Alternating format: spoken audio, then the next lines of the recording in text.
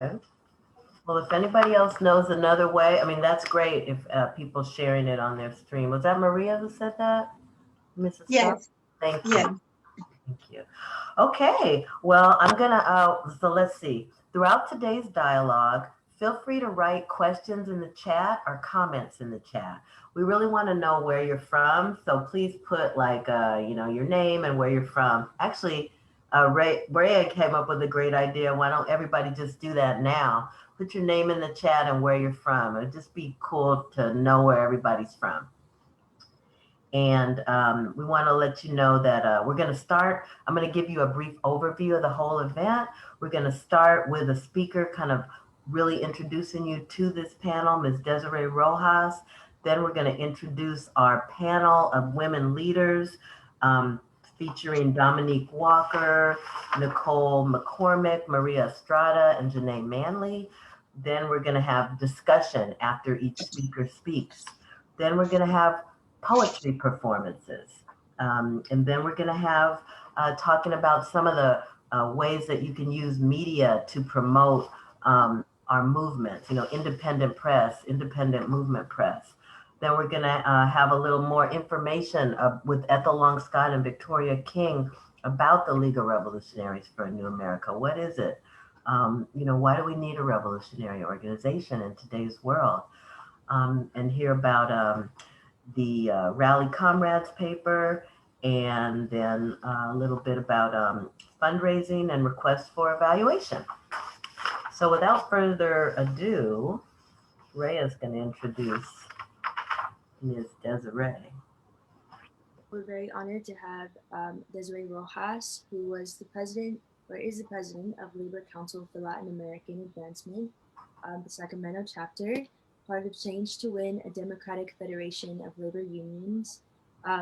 They are labor and labor and community organizer in U.S. and Mexico, a Driscoll boycott organizer, ULPPC co-founder for Healthcare for All, an e-board member of California Progressive Alliance, and Murdered and Missing Indigenous Women of California, as well as a part of the Democratic Party delegate for 84, which is an elected seat, and a UFW child, which is a Huerta child, organizer of the Great Boycott 1969 to 1971, as well as the Tomato Strike in Yolo County from 72 to 73. So without further ado, and I hope that um, that's just not even a testament to, who you are and what you bring. So just happy to have you and take it away.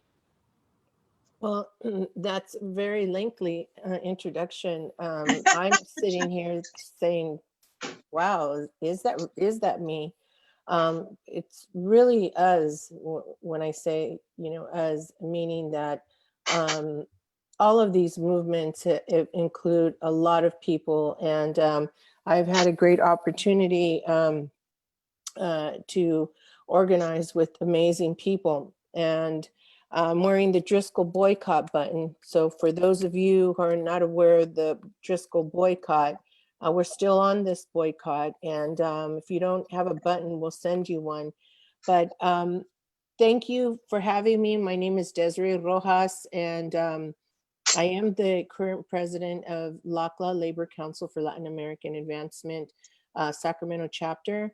We have been a very long-standing, very progressive on labor organizing in our community for over 20 years.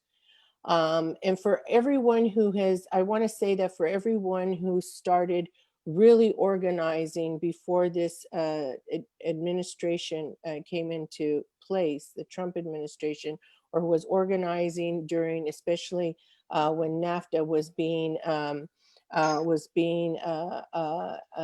evoked, and you're still around organizing, I've got to say, te mando un abrazo muy fuerte. It's been a hard fight. There's no doubt that right now we are living in a very incredible, heavy political time, a historical time in our history. The League and the League's mission today really is about tens of thousands of socially conscious people that are declaring themselves revolutionaries in opposition of the degenerating social and economic conditions that have been in place by the capitalist, trinational corporation, neoliberal agendas, and the two-party system that is holding right now even people and workers hostage.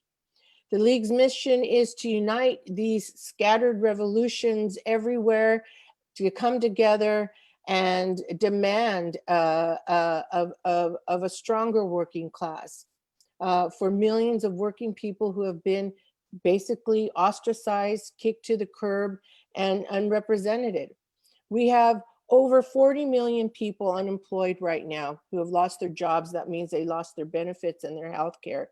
In California alone, we know that Anthony Rendon froze with the Democratic Party, with the Democratic Assembly and a Senate and a Democratic governor. They froze healthcare for all. What does that really mean? That means that they are detached from understanding that the working class and families need and their justice and their democracy. They basically let people down. And today there are millions of people without health care during a pandemic when we could have had that in place as a safety net for families. So the purpose of the League is to educate and to win over to a cooperative economy, just distribution of social wealth, and to end the generational wealth control that is inside of the counties statewide. We are demanding justice and democracy for the same thing that everybody wants around the world. We want healthy families.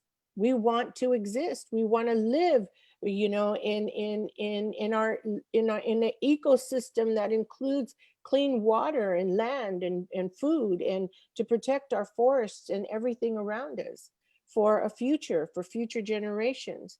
So a lot of our organizing tactics is to participate in crossing over from the defense, from being in a defensive position, but to be in an offensive position. The offensive position means that we're organizing, we're strategizing, and that we're talking to each other about how we're connecting and what do we do next. So what's the question is what are we going to do next? Well, we all know that we must fight for healthcare for all. We must fight for jobs. But a lot of this change needs to be about dismantling and dissecting the system before us and how we can get into those spaces and places and in their faces to take back our power and our democracy. You know, the issues right now on the table, as we know, cancel the rents, protecting gig workers, Proposition 22. How did we lose that? We lost it because billionaires were behind it. LACLA put up their own proposition guide. Well, we opposed 22. And, you know, where was the Democratic Party on that? You know, where was labor on that? These are the discussions we have to have in order to unite workers and to unite people in the name of democracy, because that's what we're fighting for, is our democracy and justice and liberties all over again. So in Mexico right now, we have over 70,000 workers who have been affected by NAFTA, the North American Free Trade Agreement, and UMSCA. And we have something called forced migration that we've been talking about for many, many, many years. And in this forced migration, what it has created was a slave wage labor industry. So in San Quintin, Baja California, Mexico, you have farm workers who are harvesting these berries, and in other parts of San Quintin. And in this new NAFTA 2.0 UMSCA, which affects American workers here and workers along the border, the maquinadoras, they left out protective language that protects labor workers and farm workers and people harvesting berries. So this is an attack not only on farm workers, but it's also an attack on all workers, because it affects all workers, because they start using those policies to undermine, you know, essential workers like today, right now, during this pandemic. So what you're going to hear today, everyone, is a lot of amazing discussions from women and people that are part of the League who are working to help train, organize, and unite tens and thousands of people who are already committed to this revolution, like our speakers today. And when I hear people say, well, I'm waiting for the revolution, and I'm saying, well, jump on board. You are the revolution. Don't ever say you're waiting for the revolution. You are the revolution. When we're saying we're resisting, that means we're holding the line and we're organizing and we're strategizing against the policies that affect workers. But make no mistake, today you're going to hear from dynamic, amazing women from across the country that are going to give testimony to the work in their communities. And we're here to make a statement to fight for democracy and for the people all over the world, because these fascist neoliberal policies are affecting workers all over the world. The real fight here is democracy. And it means that the two-party system are controlling voters and people, and we need to come up with a solution, a third party, where we need to aggressively come back and take our power and our democracy. And we do that by preparing for the next elections. We have to be pro-labor, pro-people, pro-family, pro-dynamic, diverse family.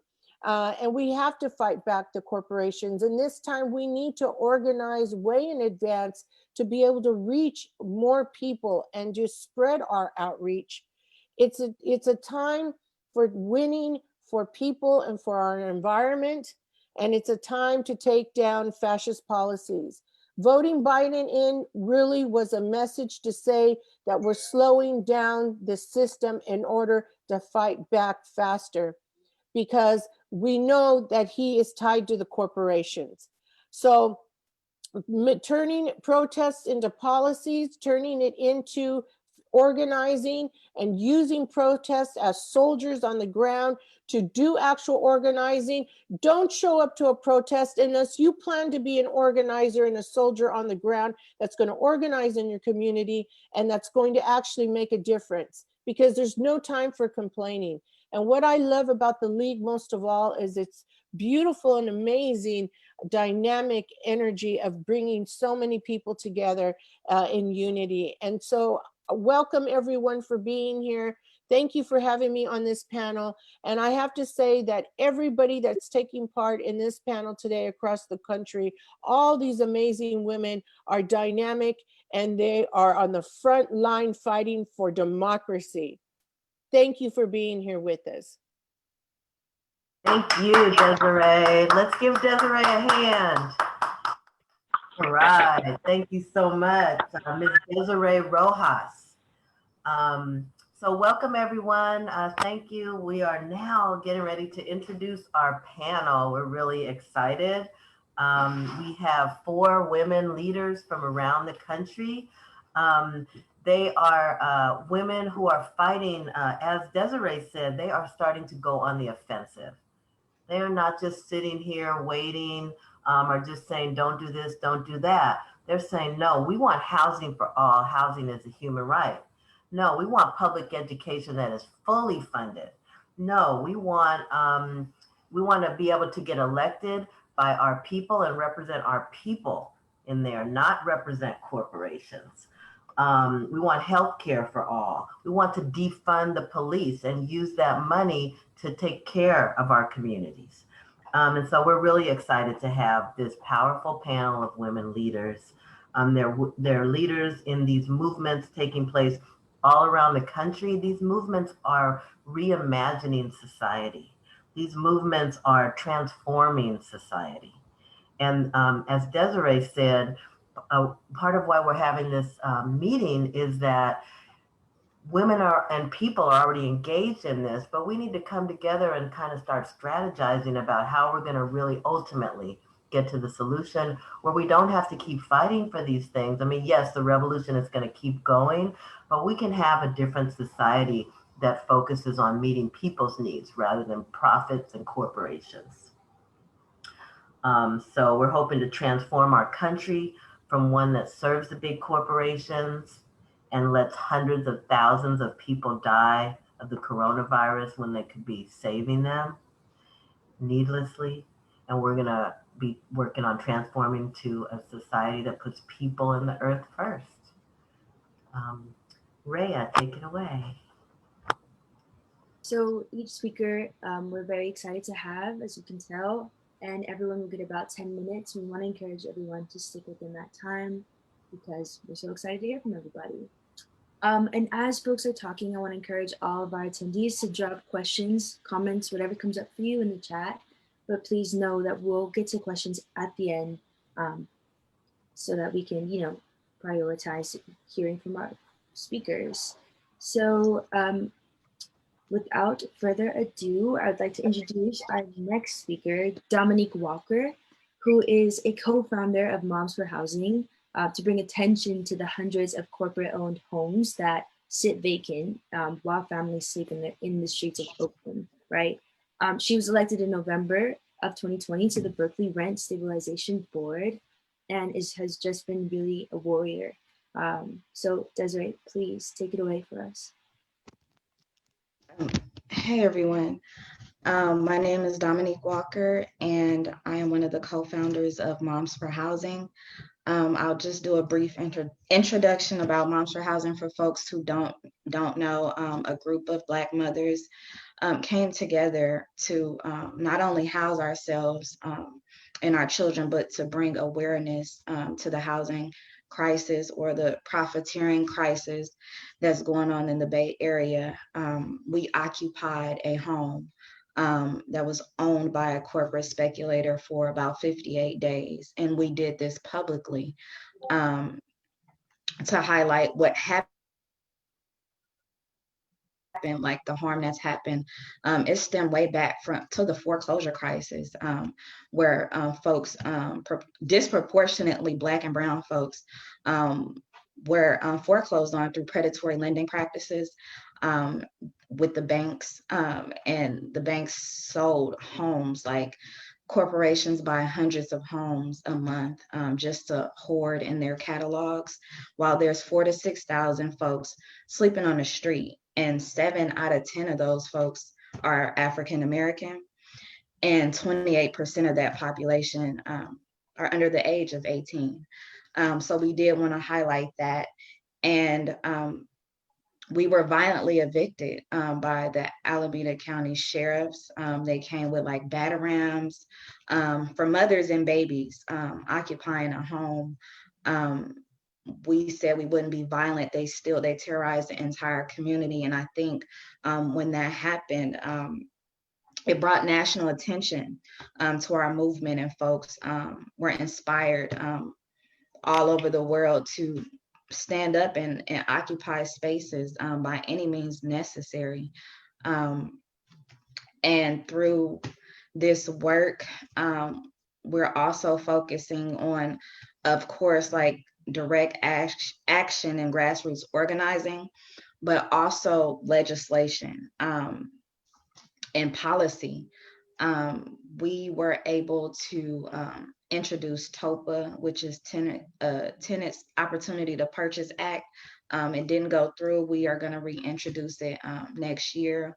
Our Assembly member, Rob Bonta, is working on Housing as a Human Right Act, which was inspired by Moms for Housing. We believe that housing is a human right. So we're behind that as well. And one of our other co-founders, Carol Fife, was elected to District 3, and that win was so important to Oakland, but to Moms for Housing in particular, because Carol Fife stood with us when a lot of others wouldn't stand with us, and even the incumbent she ran against would not stand for us. And I always say, beware of politicians who don't support until it's popular, like till it's in the media. And I know that Carol would be doing the work, I would be doing the work, regardless of any elected position. After the violent eviction, I moved to Berkeley, and I talked to the residents there, and they inspired me to run for Berkeley Rent Stabilization Board. Basically, we enforce rent control.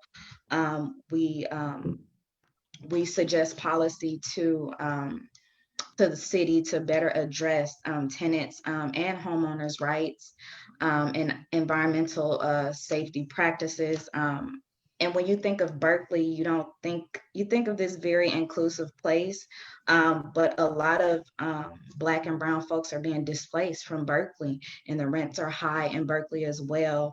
And the actual apartment I stayed in is full of Black elders who also encouraged me to run. They actually organized, they had a slumlord, they organized and were able to get the land trust here to purchase their apartment. So each elder, they're able to stay in their apartment under rent control. And of course, once I found that out, I'm like, okay, what can I do while I'm in Berkeley? What can I do to fight for tenants and housing? And the rent board was that step. So our main focus now is doing eviction defense. We're going to have to protect our people. It is so important. During a pandemic, we shouldn't be doing eviction courts. We shouldn't be doing evictions. The sheriff should not be involved in the eviction process. We're also working with DAC, Decarcerate Alameda County, which is working to defund the sheriffs and to do work around the policies of Santa Rita and mental health services and community task force that handles mental health care. The police, I personally think the police should be abolished. And I feel like we should have a more community focused on how we keep ourselves safe. We can keep ourselves safe. I think it's a community effort. I don't know if my 10 minutes are up, but I'm just so glad to be here and so glad to be among so many other amazing women doing the work. And we're going to continue to fight as Moms for Housing until housing is a human right.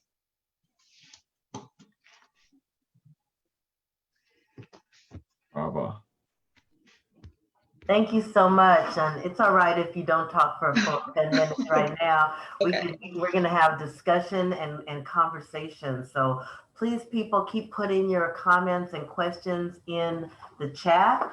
Dominique, like all of our panelists, is a real revolutionary fighting for just a revolutionary in that she's fighting for the things that we need. She is fighting for the new society, like talking about abolish the police, talking about housing for all.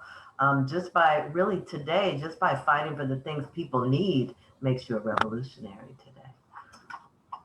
So our next speaker is Ms. Nicole McCormick. Can you guys hear me? Yes.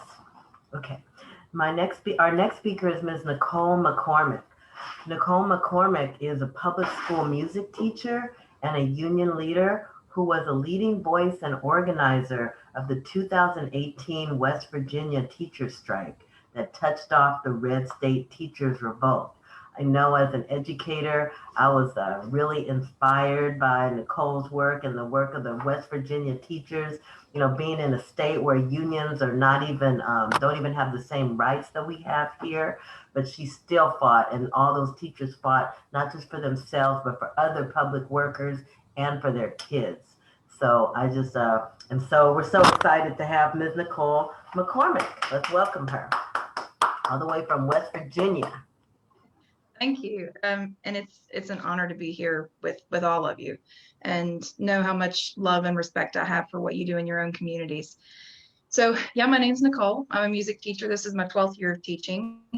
And I've lived in West Virginia the majority of my life. And I don't think people know a lot about West Virginia, so I'll just kind of quickly touch on what it currently is like here.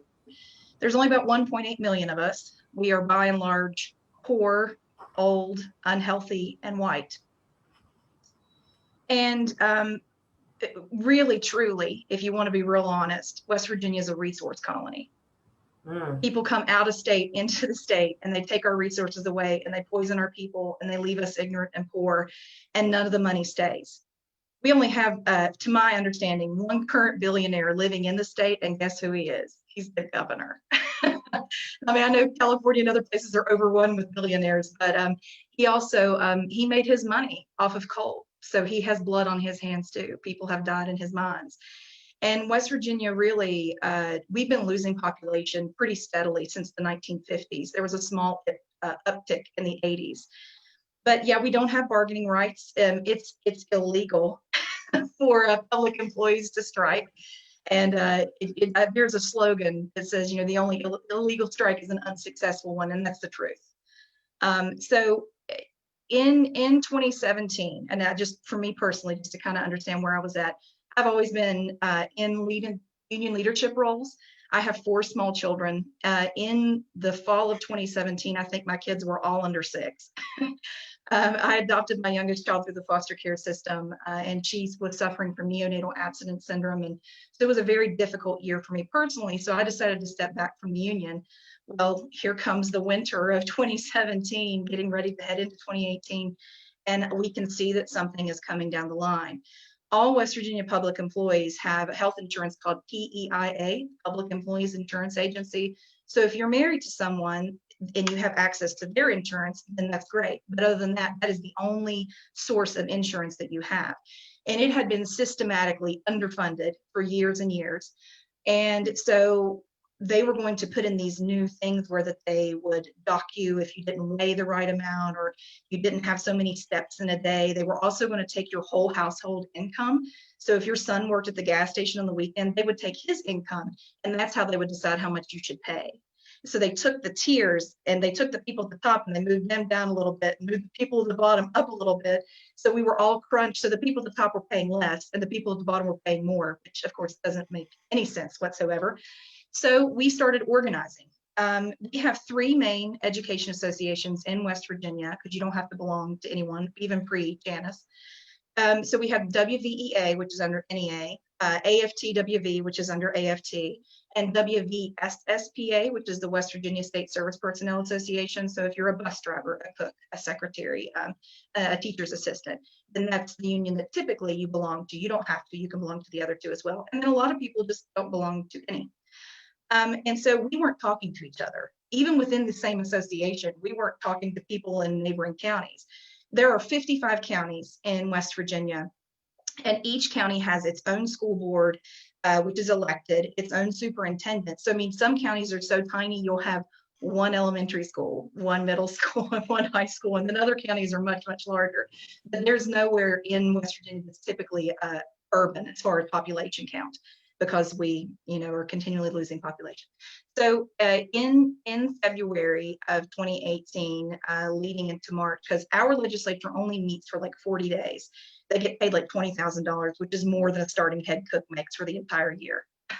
Who's in charge of feeding your children and running the kitchen, who's typically female, which is why that education is, you know, systematically not paid properly. We're treated as care workers, and care workers are typically female and they're underpaid. Not that we're more educated than the men making the decisions at the legislature. We were called things like dumb bunnies and all of this kind of like sexist stuff. But anyways, so we started organizing. We didn't have any clue what we were really doing, except that we got help from here and there. Places like Labor Notes helped us figure out what we were doing, how to do it. We held walk-ins and read for ed days. And it started just kind of more and more people bought to the idea of, well, I don't really have to be part of the union because our fight is on the legislature. We were so heavily legislated from the top, and we still are. You either sign your contract or you don't. Like, there's no negotiation. And so that healthcare and the fact that we had taken a pay cut for 3 years is why that we struck. And we successfully struck for 11 days, I think, in 2018. And then we struck again in 2019 for 2 days. And we killed very destructive privatization legislation. We do not yet have charter schools in West Virginia. They became legal over a fight during the summer because, of course, you know, what better time to bring something than a special session one that we couldn't strike. So it's been life-changing. I mean, I'm 35. My kids are 9, 7, 4, and 4. There's only 5 months between the 2 littlest ones where that we adopted our youngest. And thankfully, I have a partner, a spouse that is so very supportive that I've been able to step up and that he's taken on the responsibility at home. Because it is difficult for women to be able to be active when that there is no childcare And there are all these expectations on us as a woman that it makes it hard to meet what you want to do, what you're passionate about outside of your home. And of course, what we do when we organize affects our home. It affects our life because we're working for a better world. We're not working for ourselves. There is no way to be greedy and be an educator. Like, yes, I deserve at least probably a $20,000 pay raise, but when I do this job as a profession, it's because I want to make my community better, because that I want to have the kind of life that I know I deserve, and I want my children to have that. You know, and there are counties in West Virginia that we have more grandparents and great grandparents raising their grandchildren than parents because of the opioid epidemic. It's been very, very difficult in West Virginia. Just like pill mills and things like that have been facilitated, just pumping out prescriptions. So we're kind of dealing with that now. And there are places in West Virginia, because of the natural resources extractive industries, that you can't drink your water. Like there's been communities on a boil water advisory for like 12 years, or it'll be orange and you're supposed to bathe your babies in that. Like it's really difficult. It's really difficult to stay here. There's like kind of a fight to stay. It's almost like what oh, I can't remember your name, but my beautiful lady in the red shirt, what she was saying, it's like you're being forced out. It's like you're being forced out of your home. And for me, that was the most difficult thing to accept. Like, this is my home. And I was looking at it like, I can't afford to stay here anymore. And so moving on to now, I did run for state union office. I've been a local president before. I'm currently a local secretary. I just moved to a new county. My husband got a better paying job, and I moved with him. I found a job. And so I ran for state vice president. I'm part of a caucus called West Virginia United. And what's very unique about our caucus is it's statewide. You can be part of any of the associations and belong to it. We're under UCORE, which is the United Caucus of Rank and File Educators. So like UTLA and like in Chicago, all of those places are very big, strong caucuses that are in the same vein as us. So the caucus had a slate. We ran a slate. We did not win. I lost by 15 votes. You never win the first time anyways, right? And the Constitution was changed. So the old white men that are currently running our union, when 80% of us are women, they have been in power for 12 years. And they have this idea that unions are like lobbying organizations. Like it should be, you know, like an insurance agency. And I don't know how that they can still look at that when they saw what we could do as a fighting union. And so I feel like that one of the best things that I can do as an individual is that I can educate my fellow workers on what a union really is, that it's not cliche that you and I are the union. We are what makes it work. You have to show up. Paying your dues isn't enough. Also, really understanding and truly internalizing that my labor belongs to me. I didn't think about that before, guys. Like that's minutes of my life that I'm selling, and I get to decide what they're worth. I get to decide what kind of working conditions that I'm willing to deal with. And I'd never thought about that. I've never even thought about myself as a female worker and how that affected the way that I was treated. And so this whole experience has been very eye-opening and has very much put me in contact with people that are experiencing similar things and that they've been in this fight far longer than I have. You know, we were talking about elections, and I know I'm almost out of time, so I'll hurry.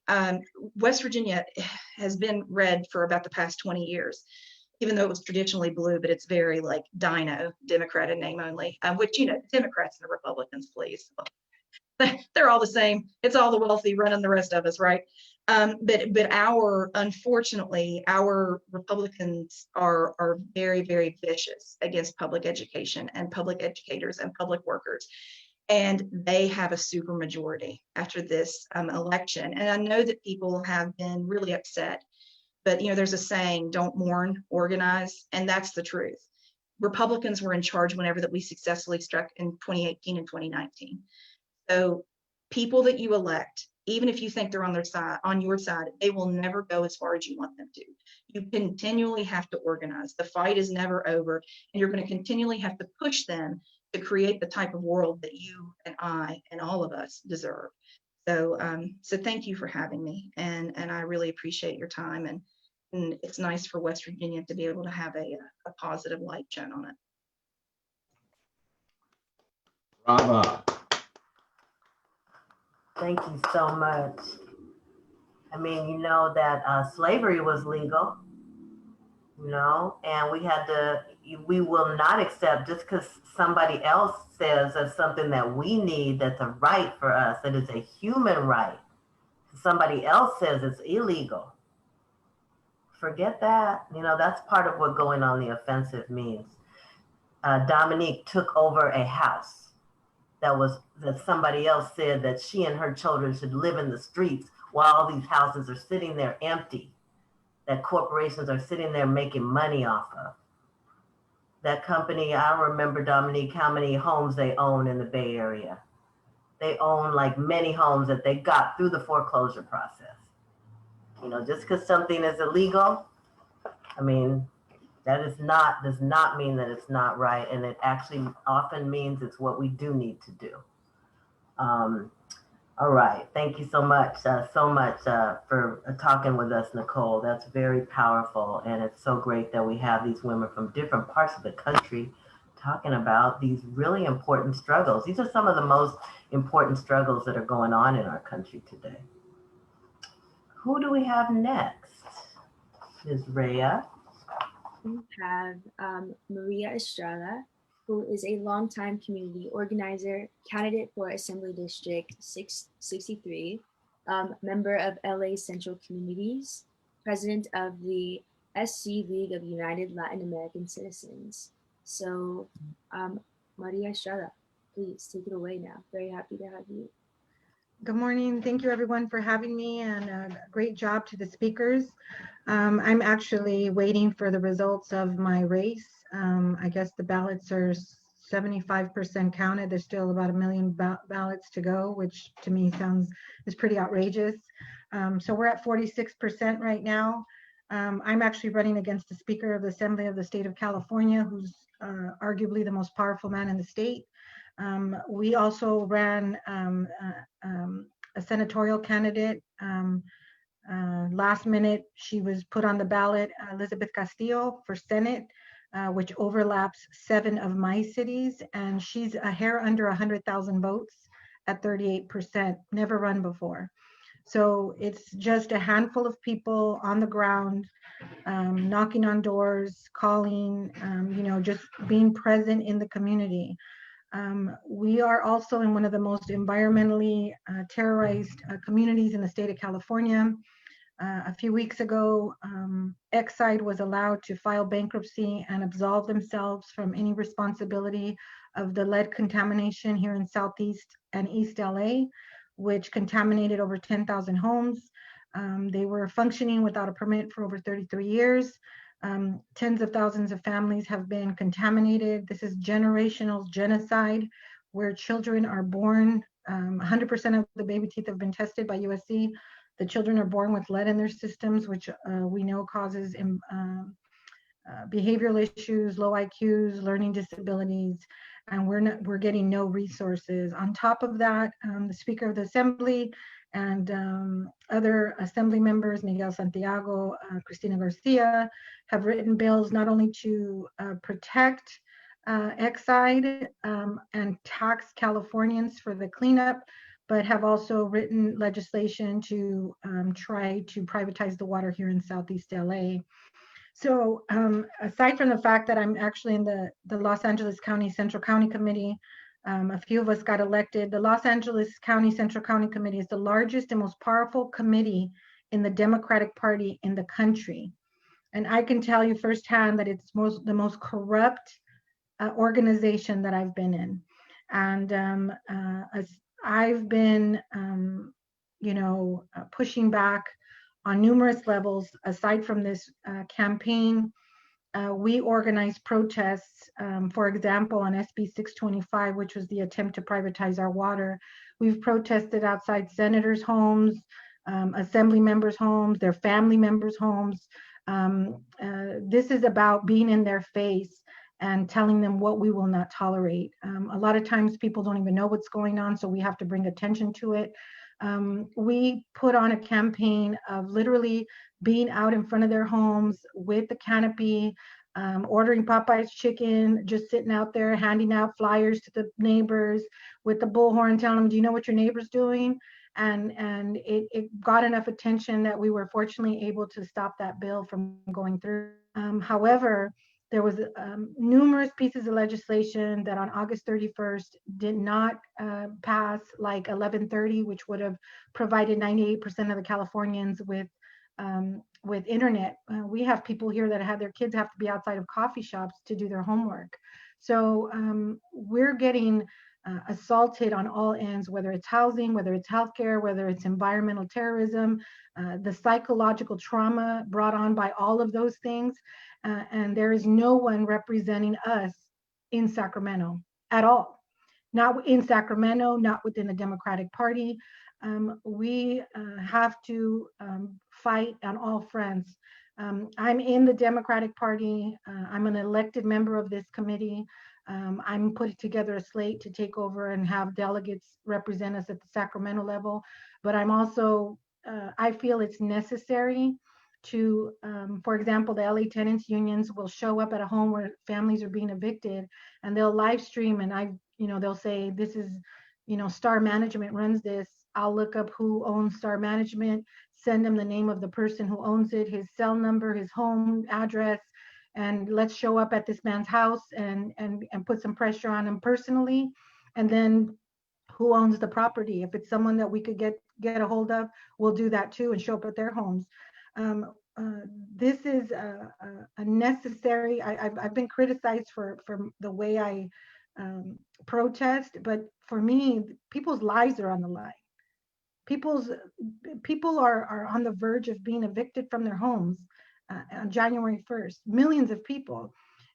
I think that these measures are the least that we could be doing to ensure that they know that we're pushing back, and we need to organize better and get more people involved to protect families who are being evicted.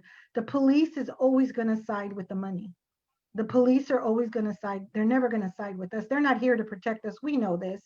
We know since the 2008 Wall Street, the first thing the police did was surround Wall Street to protect the people in those buildings who committed the crimes against us. So the reality is that we have to organize ourselves within our communities, educate people in our communities about what's happening. People don't even know what a Central County Committee is. They don't know what an ADEM is. And it's set up that way. The Democratic Party does not want people to vote. The fact that my first run, we more than doubled the amount of people that voted in my district. And I've never run for office and nobody ever heard my name. And I raised like $18,000. The speaker spent $1.3 million. I got 46% of the vote out of nowhere. So the people want change for sure. I don't trust the process. I don't trust the LA County Registrar's Office. I don't trust the Secretary of State, Alex Padilla. I've protested outside of their homes numerous times because of that. But we're doing everything we can to organize inside the structure that we have, right? The Democratic Party controls this state, not the Republicans, not Donald Trump. It is Democrats. So in my mind, they're the bigger threat to progressivism, leftists, and our movement than Republicans are. That's just the reality of it. So it is imperative, in my opinion, that I infiltrate that party and do what I can to fuck shit up within the party. And that's why I'm there. So I've protested at conventions. I've actually been banned by the chair of the California Democratic Party from attending their conventions, at which point I showed up at his fucking house and let him know that he cannot unilaterally do shit to me. So we're fighting on all fronts. It's like I said, it's important that for me, I'm bringing in younger people who are organizing about defund the police. I'm showing up at their events and saying, hey, we need people inside the party. I totally understand why people don't want to be within the Democratic Party, because it is as bad as you think it is and worse. But not being in the party allows them to do whatever the fuck they want, and nobody's pushing back. So I do feel it's imperative that for myself, and like I said, I don't blame people who don't want to be within the party, but they need to know that we're not fucking around and we're here to stay, and they're gonna have to listen to us. So we got elected within the LA Central County Committee, maybe 32 members of over 300. So it's not enough to outvote them, but it's a start, and we are definitely holding them accountable. The way they run these meetings, they don't follow the Roberts rules. I mean, it's just a constant pushing back. But like I said, they know we're here. It's a 4-year term.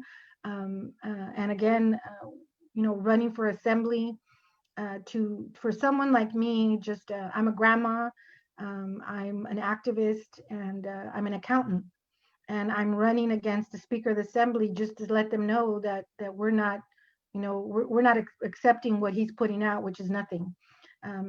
We have people in office right now that have the power to help families, to prevent evictions, from protecting people from losing their homes, providing food, providing basic income, and they're not doing anything, nothing to help the people, because they're not here to represent us. They're here to represent the corporations, and that's become abundantly clear.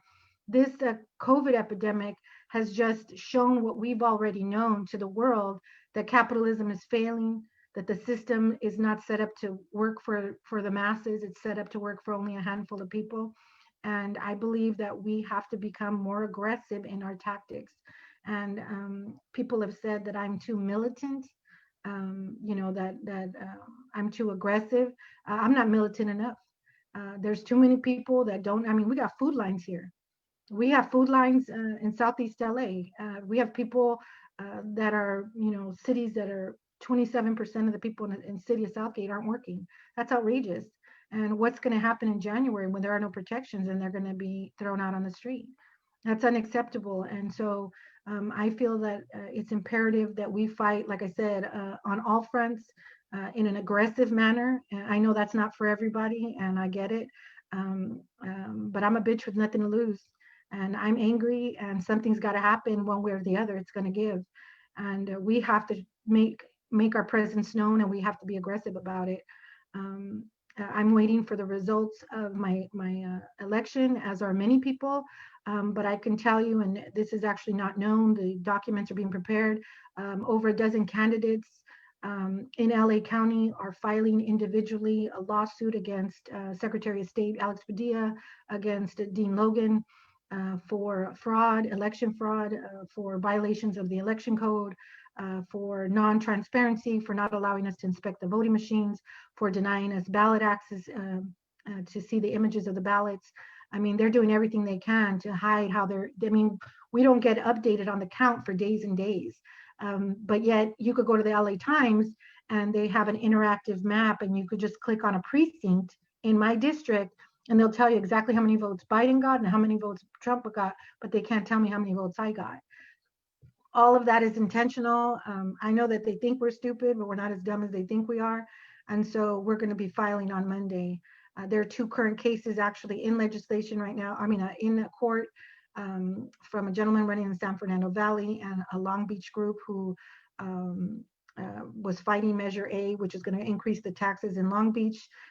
Last minute, the measure won by 16 votes. They were ready to demand a recount, and amazingly, the cost of the recount went from, I think $15,000 to $140,000, and then the registrar had to admit that he had no idea where the ballots were. And in order to do a recount, you actually have to recount the whole county. So there's a lot of things going on that are undermining leftists who are running for office. And I'm very well aware of the fact that I'm running against someone who, if we defeat the Speaker of the Assembly of the State of California, nobody's seat safe, and they know that. They know that we're coming for them, and it would be a blow. Most people don't even talk about my race, don't know about my race, have no idea that anyone's even running against them, and that's what they want, because if the attention came to a race like this, that an unknown came within points of the Speaker of the Assembly, it'd be like, what's going on? But the reality is people here want change.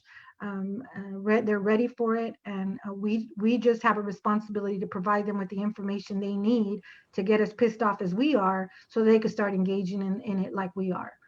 But thank you again, everyone, for having me on, to David and Chris and Des, and I appreciate all the speakers, Dominique, and you guys are amazing. And I appreciate everyone's time. And if you guys have any questions, just let me know after everyone speaks. Thank you.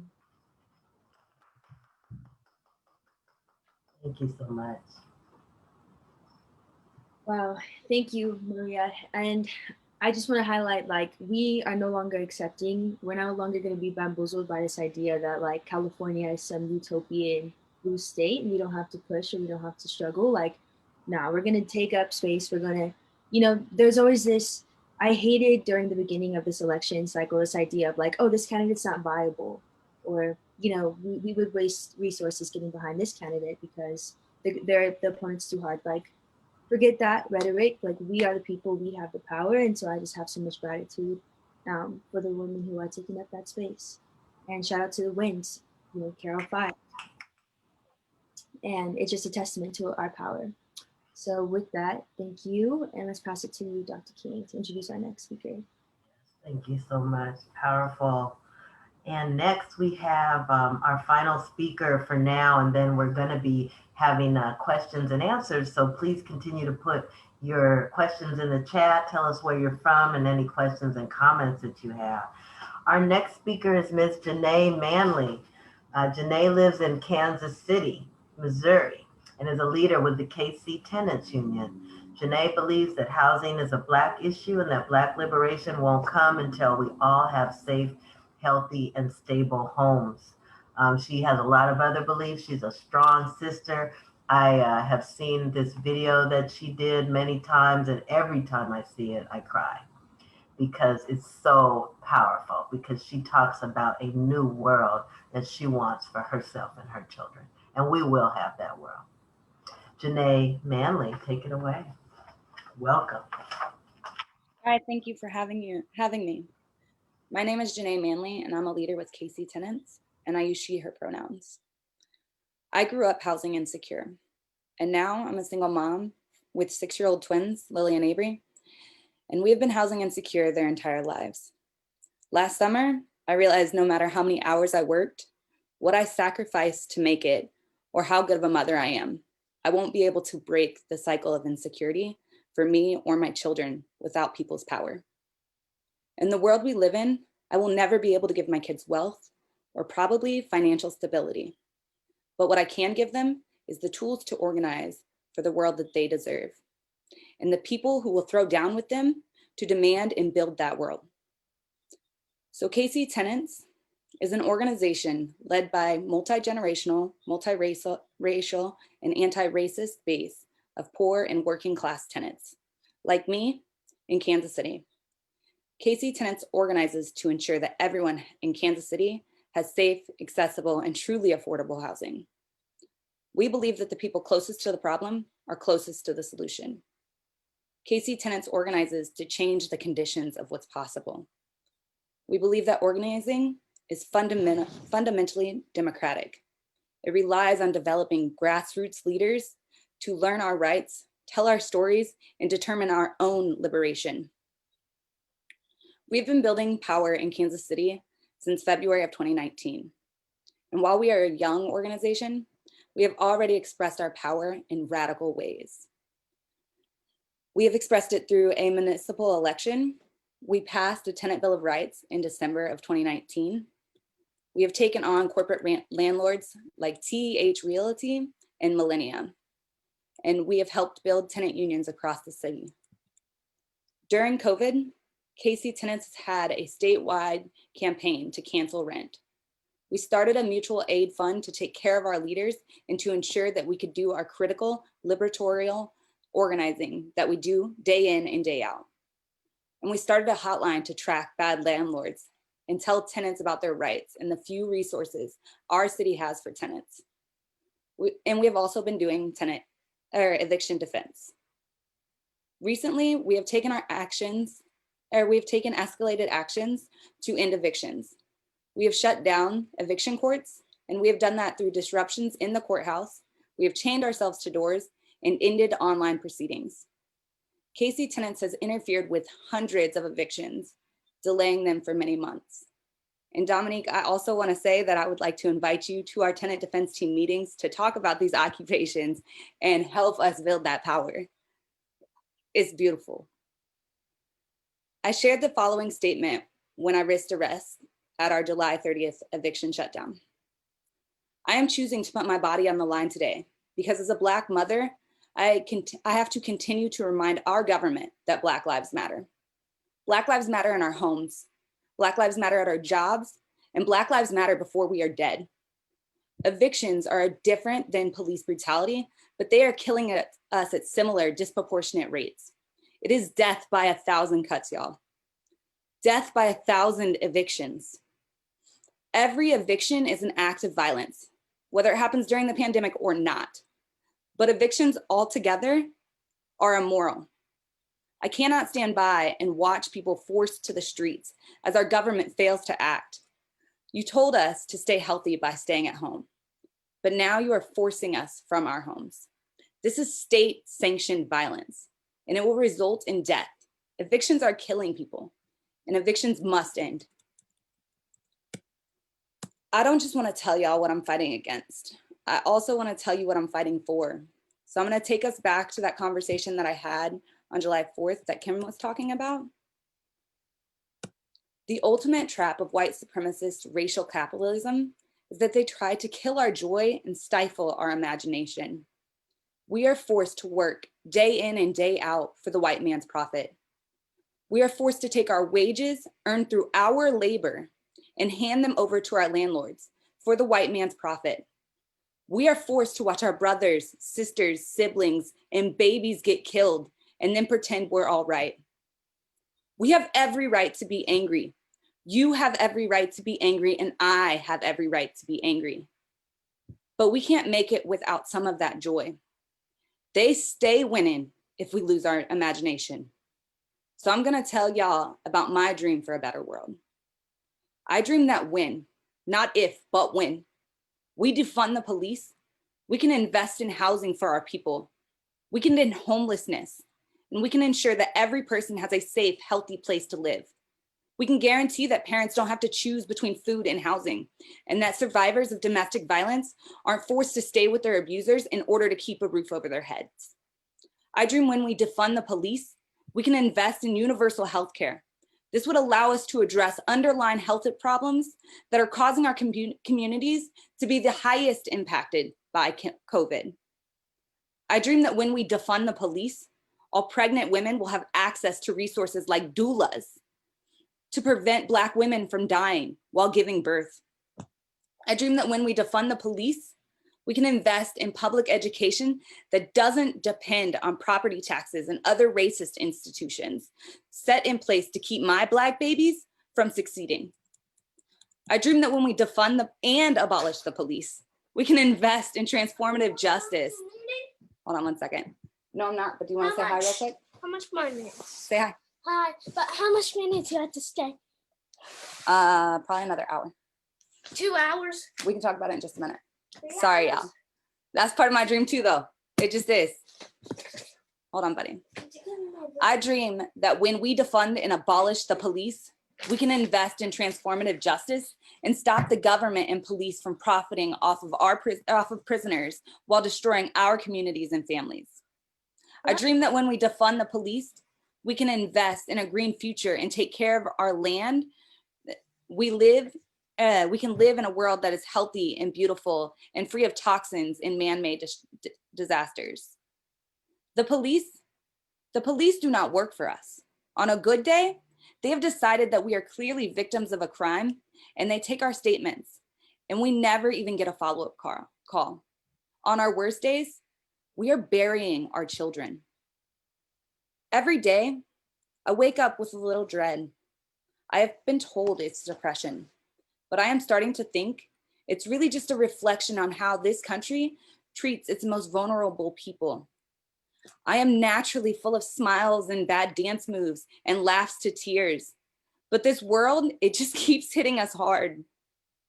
And our government just keeps telling us to get up. But honestly, my body is tired and my brain is tired. Our bodies and our brains are tired. When our government invests in our communities and our people, when will this happen? I want to live in a better world. I also want to say thank you for allowing me to be on this panel with the strong, beautiful women who are willing to fight this fight with us. It cannot happen without us. It will not happen without us. So thank you.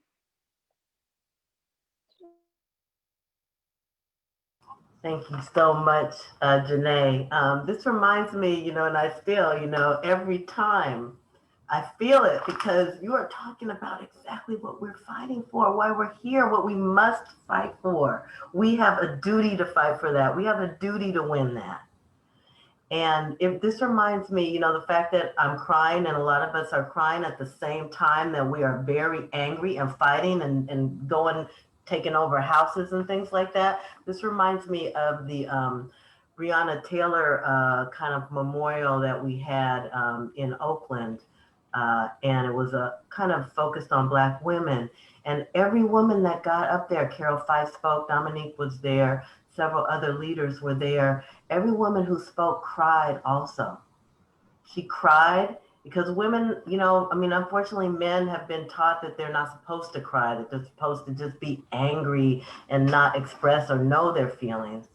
And, women have been held down in a lot of ways, but at least we've been allowed to express our emotions. And now we're also coming into that leadership position, and we are fighting for our children and our families and our communities. And it's okay to cry too, because just because I cry that's not stopping me. It's okay to cry. So now we have, Rhea, would you like to say anything else? And don't feel pressure, but if you'd like to add anything.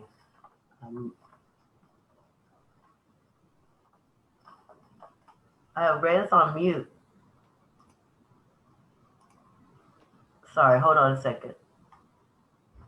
Technical difficulties. No, I just want to say thank you. Nothing to add. Thank you. Yes, thank you. Thank you. So we now have time for dialogue. We have quite a bit and we can go back and forth. So we have some questions, but we'd like you to put some more questions in the chat. If you have questions about for Dominique and Moms for Housing, for Nicole and the Red Stripe Rebellion, from Maria Estrada, a fighter within the Democratic Party, and Janae Manley for Housing for All and Defund the Police and for a better world. And all of us are fighting, I think, for that better world. One question that I see is for Dominique. Dominique, can you talk about Carol's campaign a little bit? Carol Fife's campaign, what she was running on, and what lessons you think there are from that type of a people's campaign? You had mentioned that you thought it was really important. And what do you think was important about Carol Fife's campaign? And just say a little bit about who she is. Okay. I can speak to what I know because we were doing separate campaigns at the exact same time. Sure. But I know that Carol Fife has been fighting for all injustices in Oakland for over 20 years. And she's also the director of the Alliance of California, which deals directly with like tenants' issues and rights and addresses the homelessness crisis we're having that disproportionately affects Black people. And she stood up with us and potentially could have lost her job, but still stood on what was right. And that's what I know to be true. And I think that that's so important for West Oakland District 3 because the previous city council member is responsible for a lot of the displacement that was allowed to happen under her watch. And as far as supporting like Black mothers in our movement, she did not. And as far as like the environmental things that are happening in West Oakland, the factories, she allowed a lot of that stuff to happen. I mean, I think the people kind of woke up, even though people were doing smear campaigns and taking down signs, doing all of those things. People voted in the right way. And it was a grassroots effort, like folks, 300 folks door knocking and reaching out to a two-term. She was running against a two-term incumbent who had ties to money and real estate, like developers and things like that, who have bought up a lot of West Oakland and displaced and done a lot of harm. So that election is very important to the seat in city council when decisions are being made that directly impact the citizens. So we're excited for Oakland to see what's happening, what's possible. But not only that, right now is the time, yes, Carol Fife won, but now it's time for those same folks to get behind and really support, because that's what it's going to take, all of us. Dominique, just a follow-up. What kind of, or do you know yet what you're kind of planning on focusing on? I'm sure you do, but any particular issues in Berkeley in the housing situation, and what kind of support do you need from us? Yeah, so in Berkeley, our first thing is to make sure that folks stay in their homes. That's our number one priority during this time. It doesn't matter what the issue is, non-payment, whatever, like nobody, I mean, nobody, we don't want anyone evicted in Berkeley or in Oakland. We're prepared to defend homes by any means necessary. Housing is a human right. And our entire slate, I ran with a slate of 5 other progressive candidates, and we all believe that housing is a human right. So that's our number one priority. As far as Moms for Housing, we are working on, we're prioritizing the same thing, eviction defense, especially in Oakland, because right now we have one of our members of ACE being foreclosed on through a predatory practice. And we're not only, again, like, it's not an individual thing, like it's a system. Corporations have different LLCs, and one sells the loan, the other one, buys the house back. It's a system that's taught to these corporations to intentionally cause harm in our communities. So it's on them, but it's also on the city and the state that allows this kind of practice to continue to lead to homelessness that we see. Thank you so much. Let's see. Oh, Rhea? Yeah, so the next question is for Nicole. And we are wondering if you have anything to add about the West Virginia union takeover at the Chicago labor notes. Can you repeat that to me? I'm sorry. Oh yeah, so we wanna ask if you have anything else if you want to share about your experience with the West Virginia union takeover at the Chicago labor notes. That was amazing. I didn't know what labor notes was, and my friend Jay O'Neill, who is has been a really driving force behind all of this. Him and my friend Emily created this secret Facebook group called West Virginia Public Employees United. There's only about 20,000 teachers in the state, and it currently has about 24,000 people on it. And he created it so we could talk to each other. And we didn't put administrators on there. We didn't put union bosses on there. We made sure that everyone could openly speak.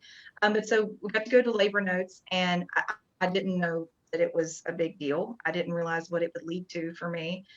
And I just shared our story. And, like with Janae, like I've cried a lot. there's been a lot of speeches that I didn't know how I quite made it through. But labor notes really opened the door for so many things for me to realize, something else Janae said, talking about how that you make money that immediately goes back to the people that you're making it from. That's like coal company housing and script right there. Like script is like fake money. I've also talked to people that had relatives that worked in the fruit industry, and how that they were paid in fake money too. And I was like, whoa, like you don't realize how connected you are. But it was an amazing experience, and I loved being able to be part of that. And it's been life-changing. So I'm eternally grateful for labor notes and for all of the people that I've met because of that. Right. Thank you so much.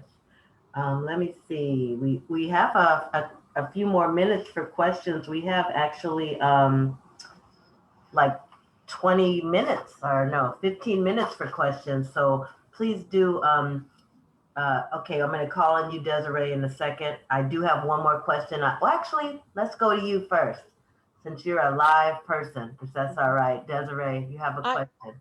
I just want to say that listening to all of these amazing, dynamic women on the front line organizing has brought me to joyful tears.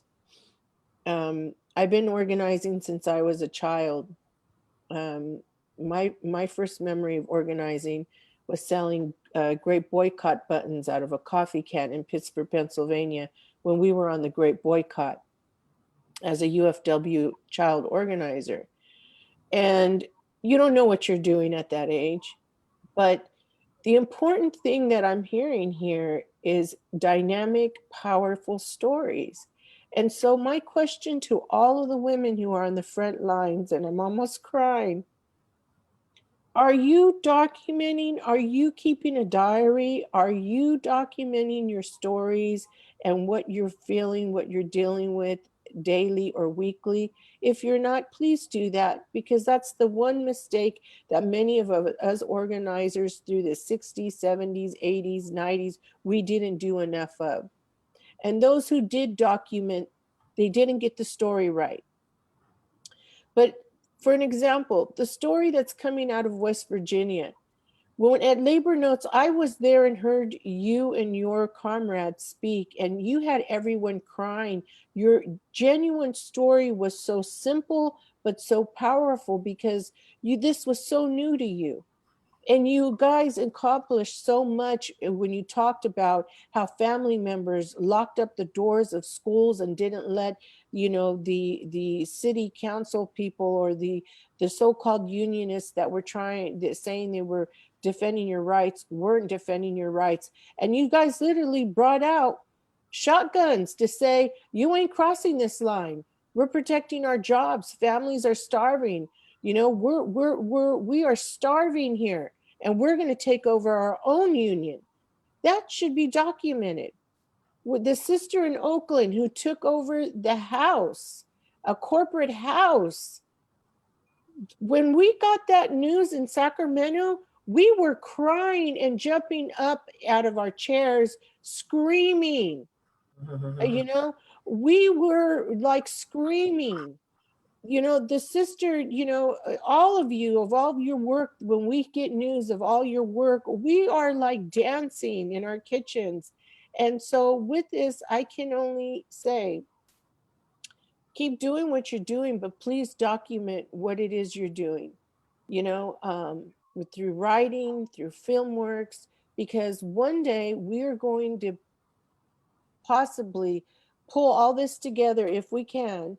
And we need to tell this story so that the next generation will understand how to do this. And the first step is just to get involved, to take the step and just start the work and the organizing, right? So that's all I wanted to say. It's such a great honor to be in all of your presence. Thank you so much. Um, and also, if any of the speakers want to speak to each other too, that's fine too. Uh, Alicia or Rhea? Sure, I could ask the next question. Or I suppose. Okay, so Great. this one is for Maria. Um, folks are curious how you organize slates from all 7 cities in the 63rd Assembly District.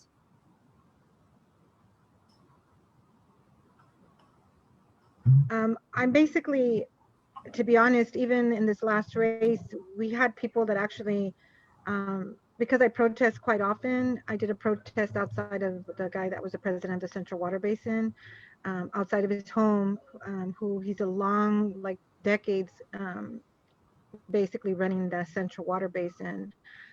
He actually assaulted a friend of mine who's a board member, and then she showed up at the offices, and then they had her handcuffed in front of the building. She's a board member of this organization, and yet they're very hostile towards leftists and very hostile towards women, which made me angry. And so I, did a protest outside of his home one night, and then the next morning went to the building and then stormed the first floor and took over the first floor for 4 hours. At which point I got the list of their names from the front desk and started calling their cell numbers. So people saw that and they were like, "Holy shit, she went to Apodaka's house." And I got calls from a bunch of women basically saying, "We want to help you." They showed up the next day and then they saw me storm the building, and they were like, they were kind of floored, because they couldn't believe that, I guess, I guess, but they said that I was aggressive, but at the same time, when we got there, the front door of a public building had a padlock and a chain. So this is a public building. I'm the public, and these pigs are trying to take over this public resource. So we went through the back. That they left the back door open, and just stormed the building and took over. And then from there, we protested Assemblywoman Cristina Garcia's house, another sellout. And then from her home, went to Mayor of Downey, Blanca Pacheco's home. So the people see these live streams, and they just contacted me. And then from there, they said, we're going to run Bell for you, your campaign in Bell. We're going to start calling people. We're going to start organizing, start, walking for you. These are people that had never met me before seeing this video. But just from that video, so then I said, I'm going to organize a slate. Who wants to be in the slate? I need 7 men, 7 women. They're like, well, I can't be on the slate, but I'll get people to come vote for you. So people people see the intentions that we have, why we're doing what we're doing. They're dealing with the ramifications of this failed system, of the lack of leadership from the Democratic Party. They're dealing with all that. And I'm not about talking, and I'm about action. I'm not a patient person, and I like seeing a result, or at least feeling like I'm doing something to get a result. And I think that resonates with people. So people say, she's actually going to do something. I'm going to support her. I think that has a lot to do with it. But people are waking up and they're fed up. People are at home right now. So I did a list of people like Nancy Pelosi, Dianne Feinstein, her husband Bloom, Pelosi's husband, their children, um, uh, Elon Musk, Warren Buffett. I got their home numbers, cell numbers, home addresses, all their shit. And I said, you ain't got shit to do. Everybody's at home. Start calling these people and tell them what you want. Personal email addresses. So that people started, what's his name? Mitch McConnell, his wife, Alan Chow, um, Department of what? Transportation. Fuck them. Call them all. Tell them what you want. Fucking disturb them on the weekend. Uh, and nobody's going to work right now. It's fucking COVID. Start calling them. So any industry, banking industry, what's his name? James, what's his name? Banking industry people, the animal farming and agriculture industry, start finding out who's in charge, who's handling the thing, get their personal information, start showing up at their houses. This is important. I think this is something that we need to be doing. The fact that people are home, a lot of people are, don't want to, people are afraid to go out, right? I just got my 7th COVID test. I've been, knock on wood, negative the whole time. I'm super careful. But the point is, everybody's not going to take that kind of risk. So this is something they could do that's safe from home, that's actually actionable. You're calling, Gavin Newsom's wife. I mean, I was in front of Mayor Garcetti's house protesting the evictions and the fact that the renters don't have protections. And I called his wife's cell from the front of their house. Just tell your husband to fucking do something. You know what I mean? And people like, some people don't like that, and that's okay. I feel it's necessary. But I think that shows people that I'm serious about what I'm doing. Um, Technically, I'm a politician, right? Because I'm running for office. But I'm here fighting for the people of the 63rd Assembly District and the state of California, and I'm going to do what the fuck I need to do to to to obtain power to represent my people. At the end of the day, this is about Right. power and lack of power, and we need to get power. And the only way we're going to do that is to organize and get people from the community engaged in this, right? And organize them in a manner that's going to help them and benefit them. I believe that we could take over this ADEMS, which will deny establishment Democrats all of these pigs endorsements, which would be a slap in the face. to the establishment. Step by step, we're going to try to take over their Democratic Party clubs. There's one we've already started another club. They're going to seek our endorsement. All of these All right. things are things that we can do within the system and outside of the system. So I'm playing both sides, and I think that that's what people, that's what engages people and has them coming to help Thank, me actually. thank you so much. Thank you so much, Maria. That's very powerful. Um, we have a couple more questions and we are going to be moving on in about 5 minutes, but this is a pretty big question. Um, what do you guys think, or what do you sisters think is the next step in the class struggle, in the struggle for the people that you represent, for a new world? What do you think about the idea of a third party, for example? Or do you have other Absolutely. ideas? Mhm. I think it's absolutely necessary. We have to get a party at 5% to get the federal funding. I was actually asked to run by the Green Party. However, the problem being that in this community, primarily Latinos, we're accustomed to voting for a Democrat. So I'm not going to run. I'm running to win.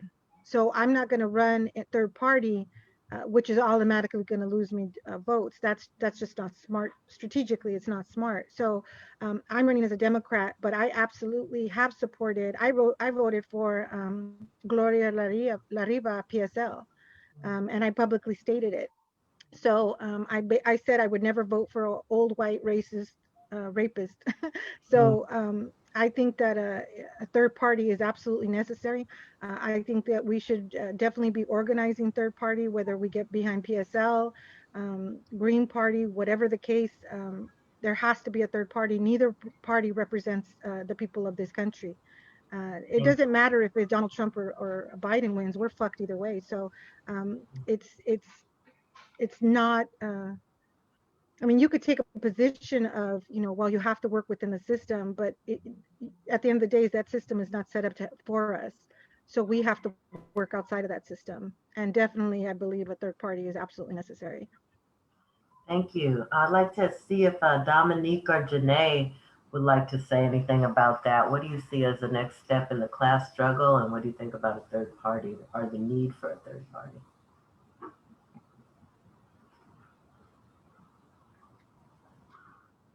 I wouldn't, I don't know. Elections, like Democrat, Republicans, to me, as being like a grassroots organizer, that really doesn't mean much to me. I actually Mhm. just registered as a Democrat for the election. I have a lot of opinions about the Democratic Party, but I did, and it was strategic for me winning the election. But just like what was said, the conditions in my community have never changed, regardless of who's Mhm. in office on the federal level. Mhm. Um, so my focus is always on local and and then self-determination and doing for ourselves and as far as like education, growing our own food, extracting what we can from the system and putting it into our own communities.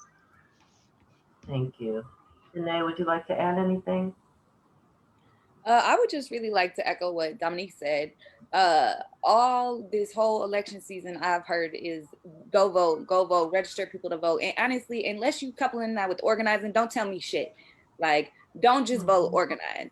And don't like I'm not for the Democratic Party. I don't care. Like that, I've accepted that when Obama was president, I had 2 babies born and was struggling to make it, living in a violent situation, donating plasma twice a week. So don't tell me about voting when, in all honesty, I was donating plasma, asking my sister to watch my kids for free so I could leave a domestic violence situation. So what are you talking about? Vote? Don't vote. Organize. I mean, yes, vote, but don't do that unless you also organizing, because I ain't got time for it. If a Mhm. third party wants to go down and get down, let's get down. But like the reality is, neither party does anything for me. I will continue to fight and talk to elected officials. I will talk to our mayor, but I'm not here to have a conversation with the mayor. I'm here to either run for office or organize the shit out of people to run for office. That's right. That's where I'm. Thank you. Amen. Thank you. We have a question here for Nicole asking, Nicole, are you familiar with Rednecks for Black Lives? And can you talk about the role of Black Lives Matter in a mainly white state like West Virginia? And I'm not familiar with rednecks for Black Lives, but I don't know if anybody really knows where the term redneck comes from. If you do, great. If you don't, I'll tell you really quick. So West Virginia, and what Dominique and Janae was saying, like, is absolutely true. Like, elections don't mean a whole lot to me because no matter who's been in power, they've sold my people out and poisoned us and just left us destitute and dying of cancer. There are whole communities that there's been at least one person that has cancer from the extractive industries. But no, the term redneck. Talk about whatever you want. You can say more about that. I'm sorry, I did not mean for not it's to okay. talk about the next. The term redneck comes from, miners came from all over. If you go to graveyards in West Virginia, sometimes you'll see last names that have like 15 consonants and all these strange symbols because people would come from Eastern Europe, Ellis Island, and come straight down to work in the mines. So union contracts were like in 50 different languages. And black and white workers and foreign workers, they would all work together on the same shifts. They may not live in the same company housing, but they were indebted to the coal companies before they ever got pay because they were paid in fake money called scrip, and that had to pay for their housing, and the only place that they could get goods was through the company store. If you died, you got embalmed at the mortician that the company store belonged to. If you had a child that was at least he had to be male and 8 years old, then you could stay in company housing if your husband died. But if not, then you could only carry what you could carry on your back and you had to get out. So the redneck term comes from, as a sign of solidarity, they wore red bandanas around their necks. They were rednecks. And so, we're talking about union contracts and fighting for union rights. People in West Virginia really did pick up arms against the federal government.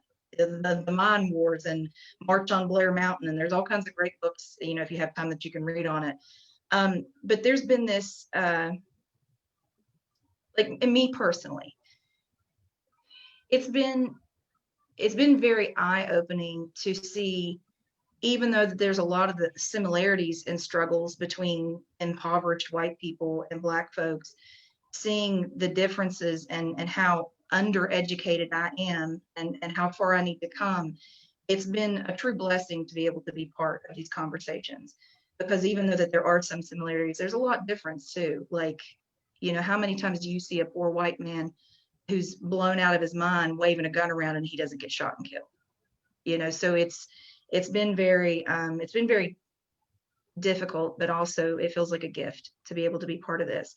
But during the past, I guess couple of years, it's become more prominent, and it's become more accepting for people to be involved in marches and things like that around Black Lives Matter. And there's still a long way to go.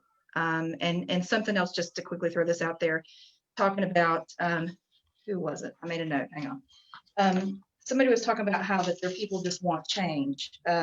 Maria was talking about how people just want change. I don't know if you know this or not, but the last election, not this one, but the previous one, Bernie Sanders won every single county and Trump won every single county. So talking about people desperate for change. Yeah. Whenever that you're disenfranchised, you are. But at the same time, like, I don't put a whole lot of sway in elections. My union election is more important to me than, because I'm going to have to push whoever I put in office. Yeah, it's true. Thank you. So, all right, we are done with the question and answer period for now. We are going to have a second question and answer period later towards the end of the dialogue. So we're excited so please keep putting your questions and comments in the chat. Feel free to, keep putting your questions and comments in the chat. Rhea, how you doing, Rhea? I'm good. I am ready. Let's move forward to introducing our next, I guess, performers. So we'll have 3 short performances from members of the Revolutionary Poets. um, brigade. So Gregory Pond was born in Brooklyn to Panamanian parents and has written 4 books of poetry and is a facilitator of Poetically Speaking, a weekly conference call program for seniors. We are also joined by Jack Hirschman, who is a San Francisco poet, a prolific revolutionary poet and translator, and a founding member of the World Poetry Movement. And also, Lisbeth Bailey is a San Francisco poet and archivist with the San Francisco Maritime Historical Park. They are also an organizer of poetry events at the Maritime Museum. So, very pleased to have you. And without further ado, take it away. Is Gregory here? Yes, I'm here. Yes. All right, take it away. Okay, thank you. It's a pleasure to be here, and I'm just humbled to be in such powerful women. I'd like to read a poem called Refugee. Woman, who did you refuse that made you refugee? Rebel lust for your youngest daughter made you do what any mother might do. You offered yourself instead. Then, aware that you could no longer protect your nest, you quickly gathered your eggs and left. Woman, what did you refuse to do that made you refugee? The soldiers simply said, comply or you'll end up dead. Try to escape and we'll behead without compassion or impunity. You knew you had one choice left. Run for your lives and head due west. Woman, who did you choose to trust that left you in the dust, just another refugee? The soldiers following orders gave you a head start to the border, but made sure you had very little to eat, no shade from the heat, and barely a drop of water. Woman, how much did you lose when you were refugee? Lucky to buy a ride, overcrowded desperation, unlucky 125. Sailing towards freedom, but destined to capsize. Just a few were rescued. Her youngest daughter died. Woman, do you have any clue of what you need to do to no longer be refugee? Where do you run when you need to flee? Where do you go when you need to be free? Where do you escape to find the peaceful place that evades the refugee? Thank you. Wow, powerful. Thank you so much, Greg. Next, we have Mr. Jack Hirschman. Hi, Jack. Take it away. Hello, folks. I'm pleased. Oh, you got muted. Somebody unmute. Okay. There you go. Yeah. Thank you. Thank you. And Mr. Jack Hirschman has been the San Francisco Poet Laureate. He is the Poet Laureate Emeritus of San Francisco. So we're honored to have him, and he is a revolutionary. I'm honored to be here with such marvelous women activists. Let me just say, just before I read my poem, that in the recent election, 91% of African American women voted. The most heartening thing for me to see was a 15, 16, and 17-year-old African American young women looking forward to nothing more than the next time they can vote. What I mean is, this recent election was the beginning of the real class struggle for socialism in the United States. It is going to happen because it is being led by African American women and Latino and Chicano women as well. With that, I will read a poem which, hearing all the beautiful sounds today of you all, speaks to it, I hope. Simon Alexander. Saw a woman pass by me, profile glimpsed, I thought was you. Pink slipper shoes, espresso colored legs, purple skirt, maroon sweater with a hairnet of old pink satin flowerets like an Oakland garden, shoulder stooping as if the air itself was burning on down. And then at the corner light, that face of jut-jawed beauty and feist, proud black rice, staple of the human race. It was more than a decade since I'd heard your voice, only to hear someone else's tell me you'd passed on. Ah, well, we know how it goes. The song of the sound of a woman standing still in our skulls, then spreading throughout our soul, enduring decibels of struggle as she crosses one more gutter on the green, objective to whether it's sung currently or not, or whether or not Simon, Simone, I still call her, applauded or smiled at a given or an obvious or even a subtle change of key. She is sounds like what has gotta and needs a lotta, 'cause of everything gone down up to now. And we know it, and so fight on for it and for her till nothing's not. Out of the hooskow into the pure now, like she be now, like she be. Thank you, Jack. Thank you. Thank you, Jack. And last but not least, we have Miss Lisbeth Bailey. Where is Lisbeth? I'm here. All right, Lisbeth, please take it away. We're happy to have you with us. Thank you. I'm glad to be here. This is really great. All these events have been terrific. I've missed one, but you know, ones I've been to and I've heard, they're all good.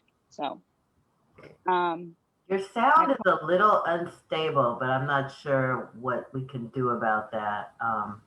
Yeah, I'll just have to, I've got the volume up, so let's see if this works. Okay. Who are the winners?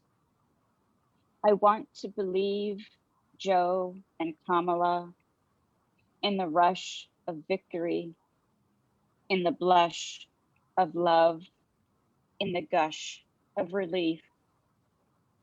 I know politics will return to the usual white noise from the good old boys, everlastingly delighted with their antique toys. I feel despair and hope in motion. They exhaust and annoy me. Still, my passion for the people cannot be destroyed. Thank you. Thank you, sister. All right. So we had a little art mixed in there with politics, art and politics, fighting for basic needs. You know, politics is about power. You know, people talked about that. We have to get power, the power that Nicole showed and that her union showed, you know, despite what the law had said. They united and took that power. Dominique and Moms for Housing, they united and took that power. Maria is fighting for her neighborhood, for her district to have that power. And Janae, of course, also is fighting for that power for her people, for her children, for her family, for her neighborhood. So Now we are going on to talk about the presses of the movement. We're talking about using alternative media, independent media, media that represents, media where we can get our ideas out there. We all know there's a corporate media that is controlled by the same people who control most of our government, and they're not trying to hear us. So we got to find places that are trying to hear us and that we can communicate through to our people as part of the education process. Um, so I'm going to turn it over to, I believe Peter Brown is going to be the first speaker. Welcome, Mr. Peter Brown. Are you there? Yeah, I'm here. Hi, everybody. Okay, take it away. This is Peter from Oakland. So I'm happy to talk to you. There are two movement presses that will be talked about. I think I've been asked to talk about the People's Tribune. I'm placing a couple of links to the People's Tribune in the chat, and I'm sending that now. The People's Tribune is a newspaper of the movement. And when I say this to people, they often say, well, isn't that like, it's preaching to the choir? And my response is, well, yes, the movement needs to talk among itself. We are cut off from each other. We are still a scattered movement that has not been able to pull itself together to have the kind of power we need and are going to have. A number of people have talked, and Janae very movingly has talked about the world we need and the world we intend to have. And we will have that world, but this is what it takes. We have to have a united movement. And so the People's Tribune is, it has had the goal for a long time, and I think it is genuinely now we can say that it is a tool of the movement. It is a place where anyone, you can write and talk about the work you're doing, the work your organization is doing, the work your community is doing to make a different world, whether it's the Lake Erie Bill of Rights or people's water rights in Florida or housing in Oakland. The pages of the People's Tribune are open to you, and it is a way, it's probably the only way that you can find out on a national basis what other people who are fighting for the basic needs of human beings, regardless of ideology, are doing in that process. So I want to urge that you take a look at the latest news page, take a look at the main page, take a look at the About Us page that talks about how the PT came about and what its mission is. Really take it up as a voice from, of, and for this movement that is going to change the world. Thank you. Thank you, Peter. Are there any other speakers on the media? If there is no one to talk about there is. Tribuno del Pueblo, There is. okay. There is. Yes. Okay. So I wanted to mention the Tribunal del Pueblo, which is a sister publication of the People's Tribune. It covers immigration, poverty, education, housing, worker issues, and much more.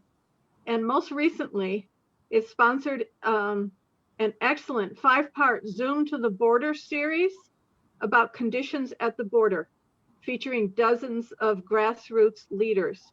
The recordings of these sessions are available at tribunaldelpueblo.com. And I really hope that you can go to that website, tribunaldelpueblo.com, and access those recordings.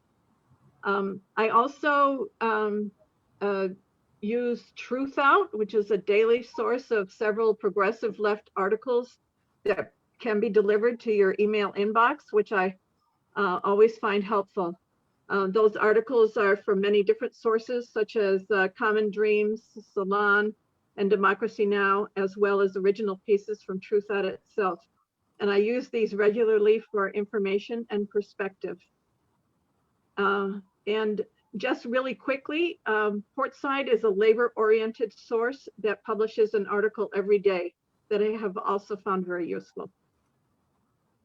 This is Ethel on Teen Vogue. I'm not a teen. However, I am so excited, as much as I am about the panelists that we have had today, to talk about this social revolution beginning to find its voice, beginning to teach and share the lessons with the various leaders. And Teen Vogue, if you look at one spot where it comes in, it looks like it's only about kind of fashion and kind of what we in the old days used to say girly things, but they got some heavy hitting revolutionaries in there, including someone like Candace Mallet. Man, she has just, if you haven't looked at her piece on the problems with the Black elite, trying to say they're speaking for all of us, you are missing some heavy gray matter. This is our young people. Kelly Hayes, she also writes for Truth Out as well. But her work about calling out fascism deniers, you can kind of link them with election deniers.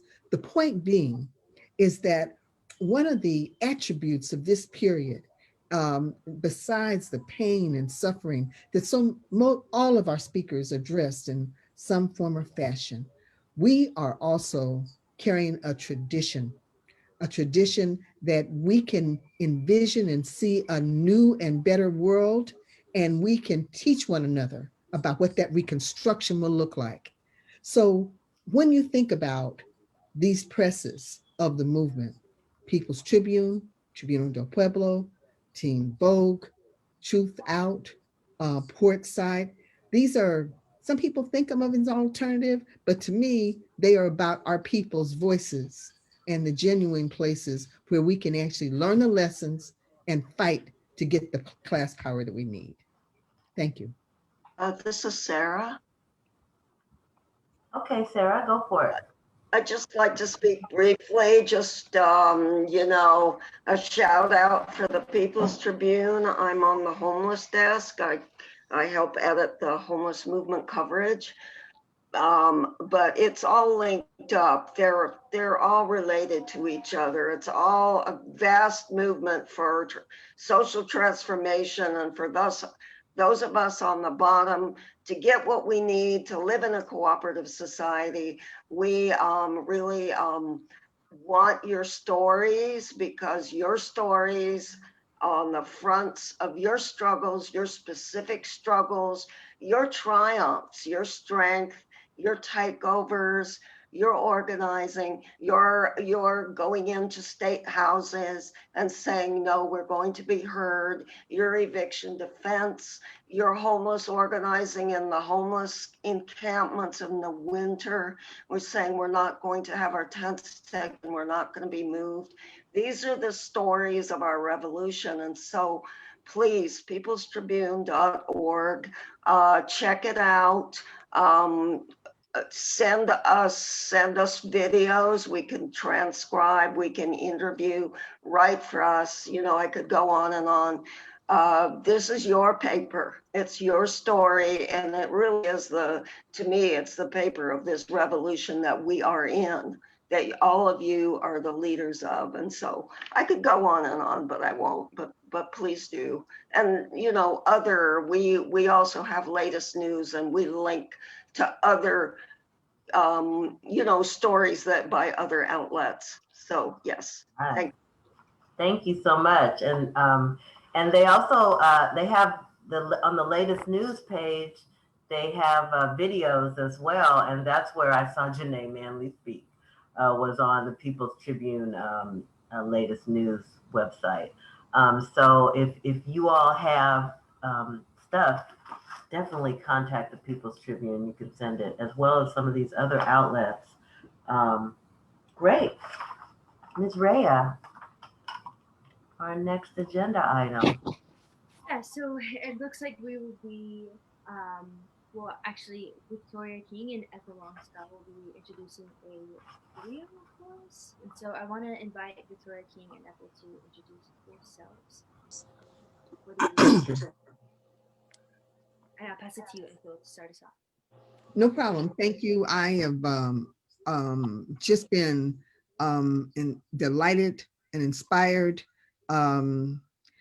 listening to the new revolutionary movement that is developing in this country, and getting the sort of taking that pulse that we cry hard, but we also fight hard.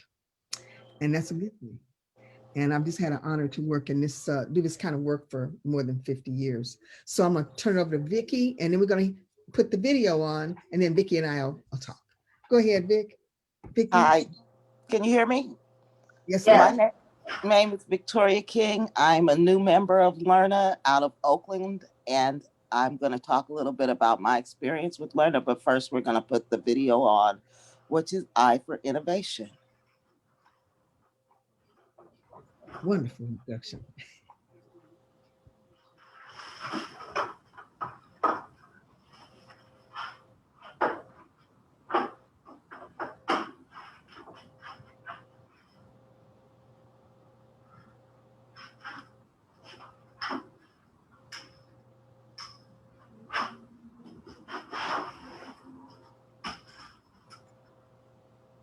Can you enlarge the screen? Because it's kind of weird right now.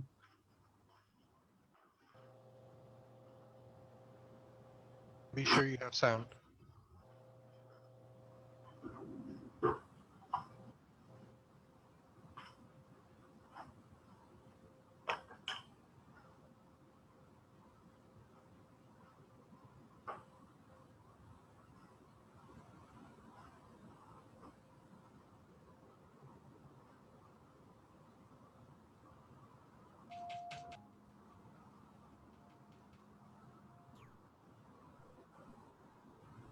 There is no sound right now. And there should be sound. The person who's showing it has to unmute themselves. Give me just a second. I don't know what's happening. I hear it. Are you on mute though? No. Oh. Well, obviously you're not. I can hear you. You might need to share sound on that share screen. Is that where it is? Oh. Elected got some gray matter. We applying it.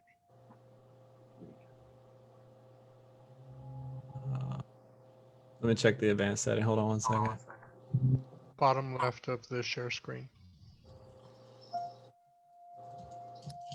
Ah, that helps. Okay.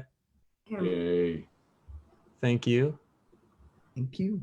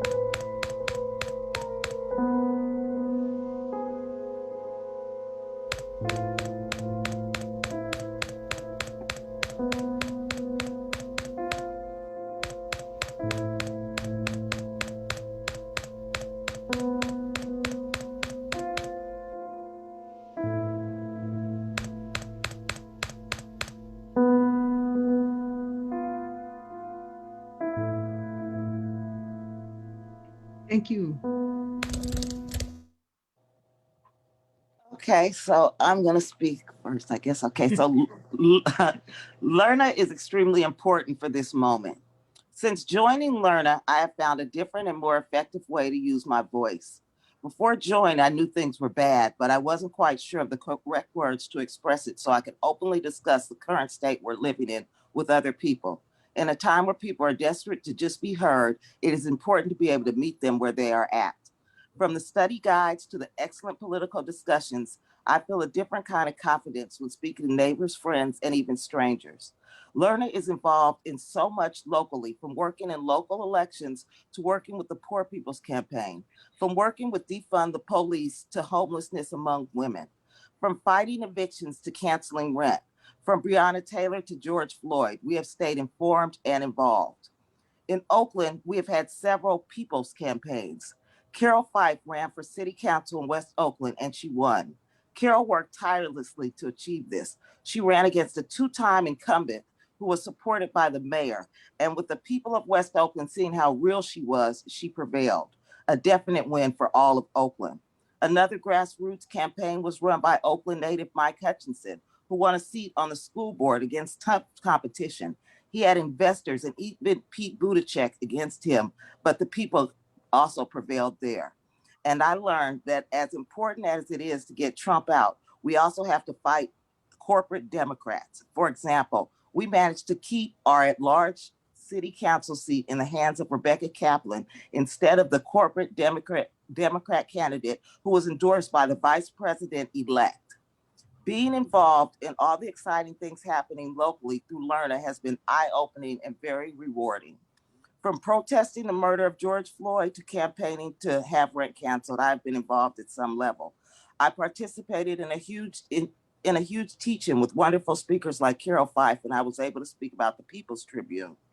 In the time of COVID-19, when everything is in the air and the president threatens our very existence, the most important aspect of Lerna could be the coming together as a collective to fight and to learn. This has been immeasurable. I joined Learner because the League's program speaks to people of color, speaks to the disenfranchised, speaks to this moment that we are all living through, speaks for me. As the Learner program says, destruction of the environment, the growing threat of nuclear war and looming pandemics are calling the very existence of the human race into question. The battle is class struggle. The war is for existence of humanity. Thank you. Ethel? Thank you, ma'am. I'd like the handoff. So a part of what I wanted to do, the stories that have been spoken to earlier today, and the work that people are doing 24/7. And where does this innovation thing come in, this technology thing? I think that all of us can pretty well see that we don't have to live like this lie that we hear, scarcity, scarcity. We can't give this to the working people or poor people because, oh my God, things are going to cave in. And I think that part of the job that the League of Revolutionaries for a New America does is to first bring together leaders like ourselves to put us in a relationship with one another, but also so that we can get the tools that we need to understand local basis, national basis, international basis. Where's the threat? What are we up against? And so one part of the threat, and we can see this with this kind of new slowly developing fascist movement, social movement that is happening in our country. The idea that we are one another's enemy, because essentially what we're fighting is corporations trying to restructure the politics and society to fit their needs, and particularly to deal with the reality that there is laborless production. The importance of this video on the innovation is that it really raises that, it can go either way. If these wondrous tools could be applied to the needs of the people, we can have houses created in a day. We can have, these various things where our lives are not difficult. Our lives we can live lives with joy. And we don't spend 24/7 fighting with some money hungry, tiny group of thugs that, hold these resources that we, the working class, create. And then they take our socially produced products and they appropriate them.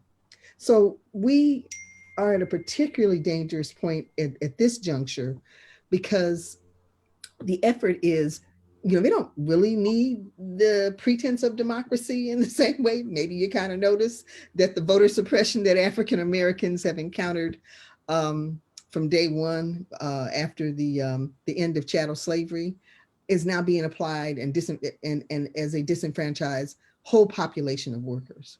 So as dangerous as these times are, they are also times, there are opportunities for us to work and function in a different way.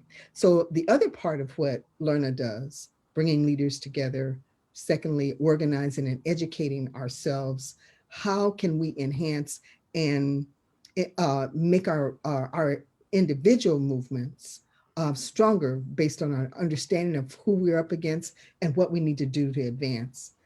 We don't have to start from scratch. Fighting American fascism this year took, and I said this year because it kind of builds on some other things that have been going on for a while.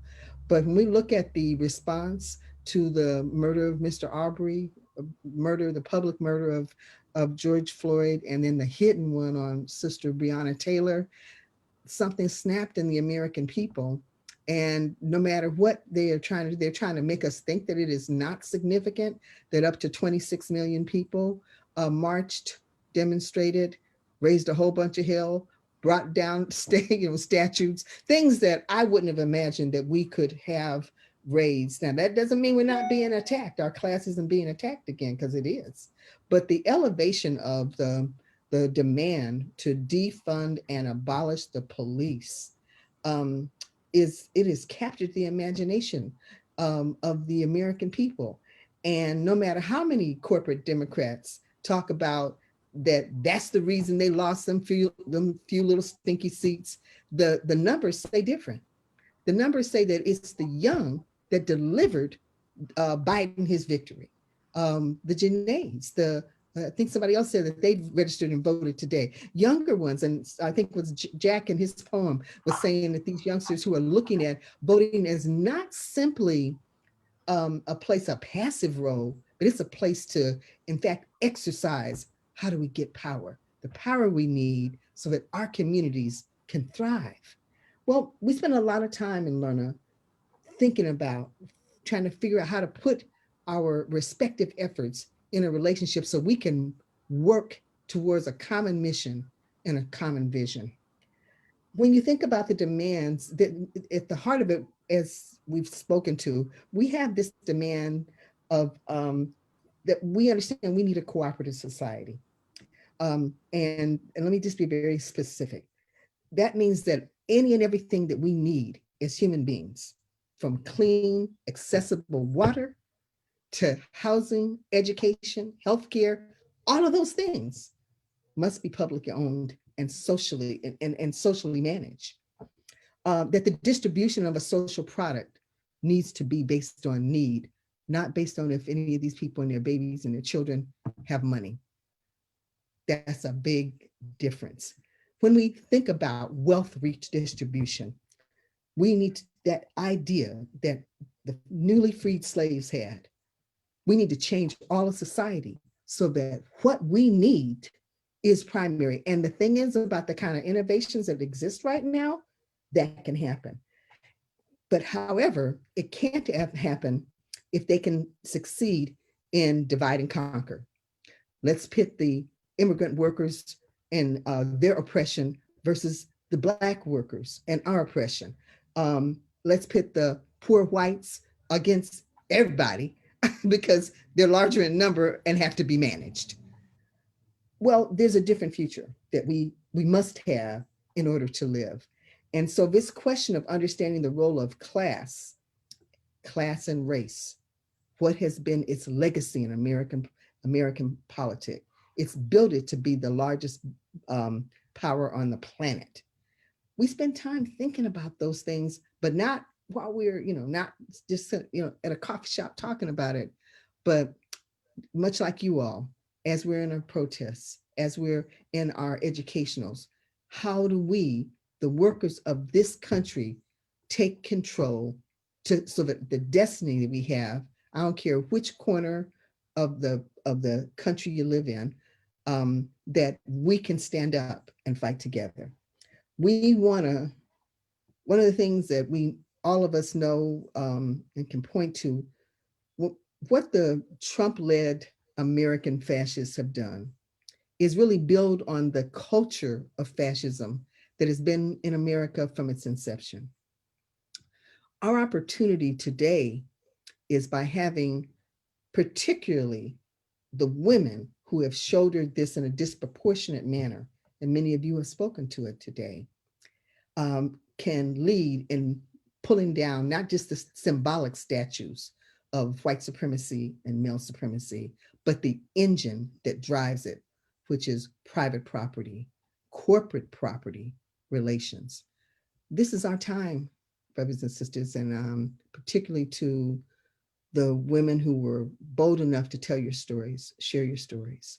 Those stories are to inform the new future that we need. So at that, I'm gonna stop, and I wanna make sure that we have some time to maybe your reflections and thoughts. I can't look at the chat screen at the same time, but I'm gonna ask the moderators, including Desiree, hope you're still there. I can't see right now. If you are, I hope you are. If people have thoughts and questions, what is the League of Revolutionaries? Oh, am I wrong, Kim? Aren't you supposed to do a presentation, or do I do this? I'm sorry, I might have gotten out of order. Yeah, first we're gonna have a presentation on the Rally Comrades. Oh, no, we're not. No, we're not. We're having a dialogue now. Okay, sorry. I can change it. I should learn to follow the instructions. Sorry about that. So we're opening up for questions and discussion, more discussion and questions. Do folks have questions about or comments? our comments about what Ethel and Vicky said or about the video. Questions or comments about technology, about the scarcity being manufactured. Instead of scarcity and competition, we can live in abundance and caregiving. I'm just reading stuff Mhm, from the chat. mhm, mhm. Yes, we can make that real. Join the league. You'll love the support as a fighter. Nice. Power of love, not love of power. Nice. That's The one of the need, poets. Yep, Lisbeth. yes, the need for a needs-based collective society is more evident than ever. Mhm, We're mhm. really Kathleen, open to comments and questions. Yeah, Rhea, Kathleen asked a good question. How do we engage with the league? how do I'm we, sorry, you I can't hear you. say it again. Kathleen, yeah, Kathleen asked, how do we engage with the league? How do we engage with the league? Well, this is one way. We have thought that given the special circumstances that we are facing as a nation, that we have seen our class, as we know, and you might have been a part of marching, protesting, doing car caravans, etc.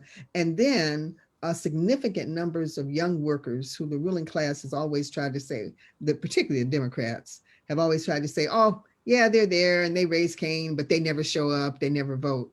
Well, guess what? They've been voting in 16%, 20%. If you look at the swing states, they have really performed. And so we've tried to make sure that we set these dialogues up as a place to discuss which way forward.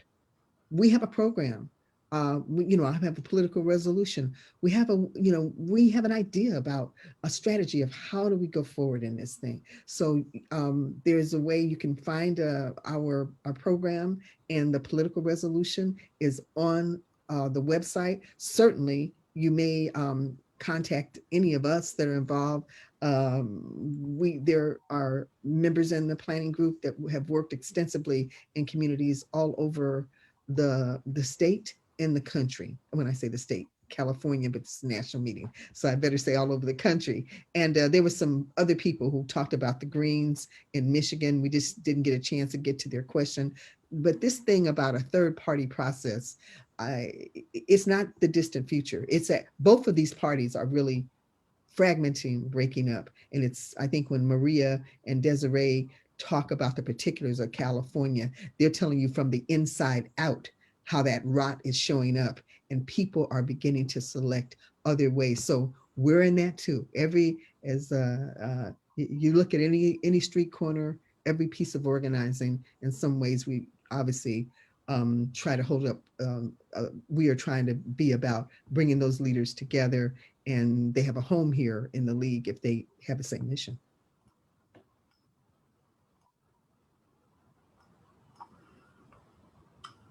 Questions. Are there questions in the, okay, I see a comment. The two-party system barely survived these elections. We need to build the next thing right now. I don't know if that's not really a question, that's a comment. But if you guys have any comments about it, where people are posting the Learner website in the chat also. So if you wanted to know more about it, Learner-USA.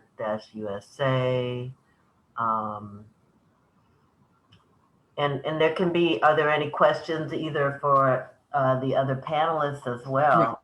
Right. If they're still, I think Dominique's still here. I think Nicole is still here. Can't see everybody who's here. I think Janae's still here. So if you have any questions for either for Ethel or Vicky about Lerna or about the ideas in the videos, or about a cooperative society, or if you have questions for the speakers. Kim, I'm looking at the chat as well, and there's one that says from Steve, says Nicole's point about West Virginia being a resource colony is important. It points to the economics of fascism, while usually we are fighting mainly social fascism about racism. And I thought that was an important observation. I don't know if Nicole had anything further to say about that. Well, I can tell you just briefly a little bit about why we're a resource colony. So before we were, because at one point in time we were part of Virginia, and I think we were the 35th state. We broke away right around the Civil War. And so sometimes people will be like, "Oh, you live near Richmond," and I'm like, "That's a different state." But so before we officially became a state, the people in elected power were already selling us out. And there are counties in West Virginia that 80% of the land in that county is owned by out-of-state corporations. They pay pennies on the dollar in taxes.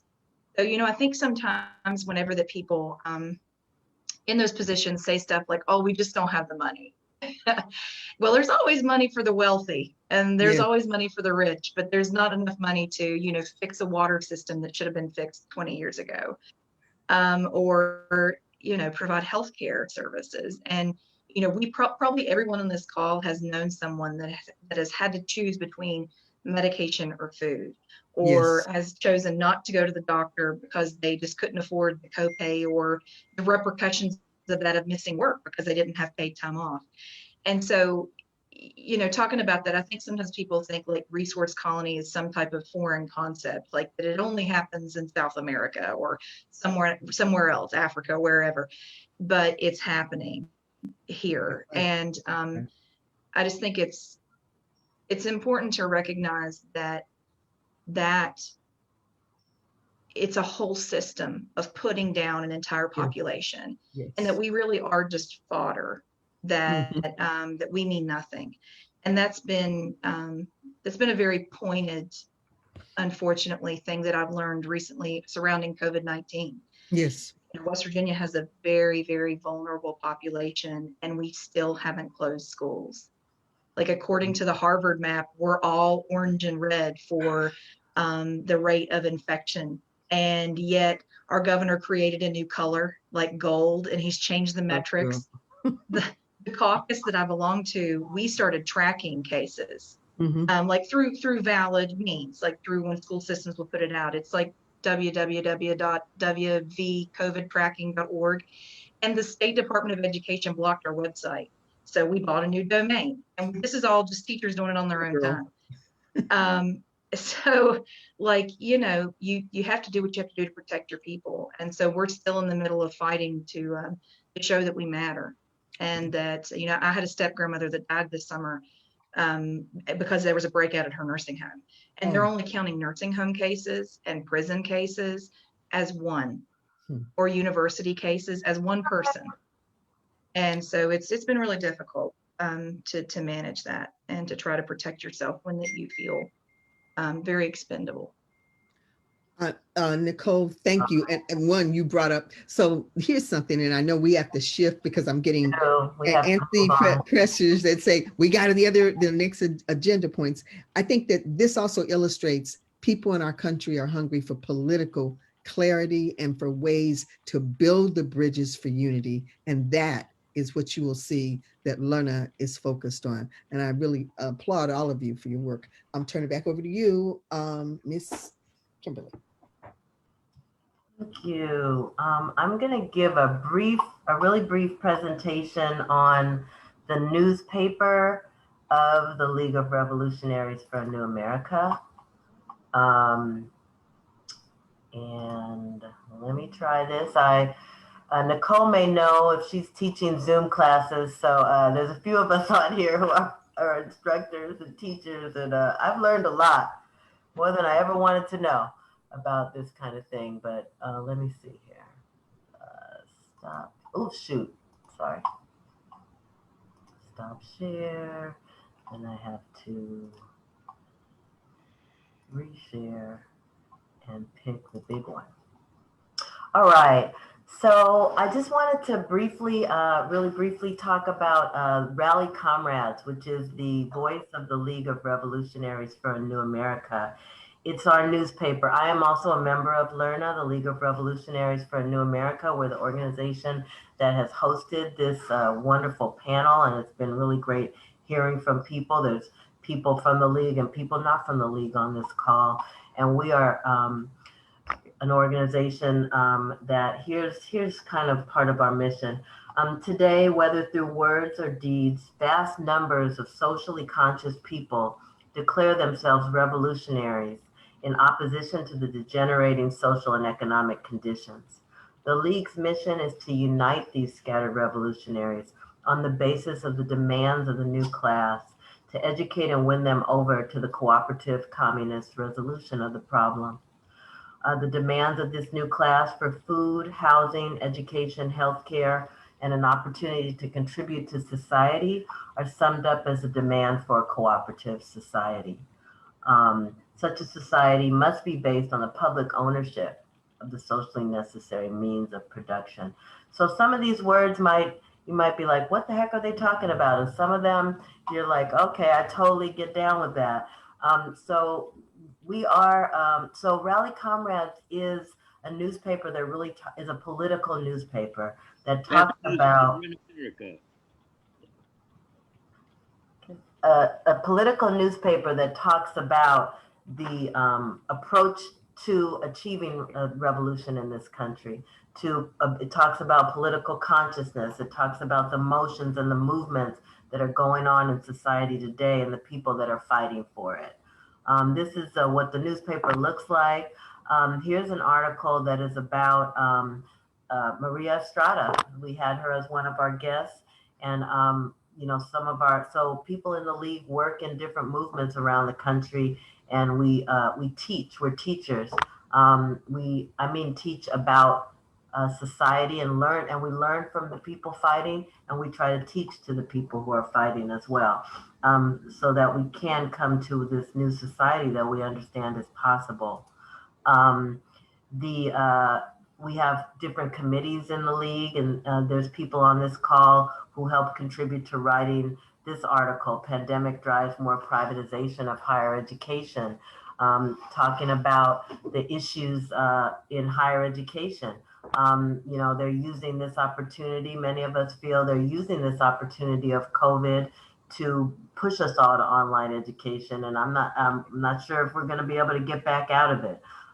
It's very profitable for high-tech corporations, and so what the rally tries to do is try to bring to light some things that people might not be aware of, and really try to talk with people about the way forward, the way that we can have a society that works for everyone. We also have a Spanish version, or we have a few pages of Rally Comrades that is in Spanish. It's called Agrupémonos, and Steve Teixeira, who was the one that asked the question of Nicole, is the editor of this part. Actually, we have I'm on the editorial board of Rally. We have a diverse board. There's other folks on this call: John Slaughter, Steve Teixeira. And Danny Alexander. Oh, sorry, darn it. Thought I was getting good at Zoom. Okay, the last thing I wanted to say is that we have also, are you seeing did it stop sharing? Sorry. Yes, it did. The last thing I wanted to point out is that we have a weekly series that we started relating to the pandemic, related to COVID, and it's called Ray of Light Inside the Pandemic. Here's just a few different articles about it. Why don't they care if we die from COVID-19? That one I posted in the chat. Coronavirus demands revolutionary solutions, and fighting for an America worthy of Breonna's memory. Mm-hmm. Facing sterilization and inhumane detention, women fight for a new society. So these weekly ones are really kind of talking about really current things that are happening right now and connecting it to both the pandemic and also the way forward, a cooperative society that works for everyone. So I'm gonna move on, but the website is rallycomrades.learna.org. And there's a lot of good articles on there. And you can also get a subscription to Rally Comrades. Without further ado, since we are a little bit over time, we're going to do our last thing on here. I'm going to introduce, Rhea, you want to introduce the next speaker? Yeah, so we're actually going to have we're just going to pass it to Peggy to introduce themselves. Peggy Elwell, who will run the last part, who will run our closing. So go ahead, Peggy. I'll pass it to you. Let me stop. Okay. Can you hear me now? Yes, we can. Okay, so yeah, this is going to be very brief. We do realize that everyone has different economic circumstances, and this message is only for those who are able to make a contribution. We all know that freedom isn't free. If you find these dialogues of revolutionaries valuable and the rally comrades valuable and wish to support us financially, please go to the Venmo account in the chat and give what you can. Everyone involved in putting on these events is a volunteer. Nobody gets paid to do anything. So please, if you can, give us a contribution. Also, I would like to mention that an evaluation will be sent out to all attendees after the end of the program, and I encourage you to fill it out so that we can get your feedback on the program. Help us out and help us get better.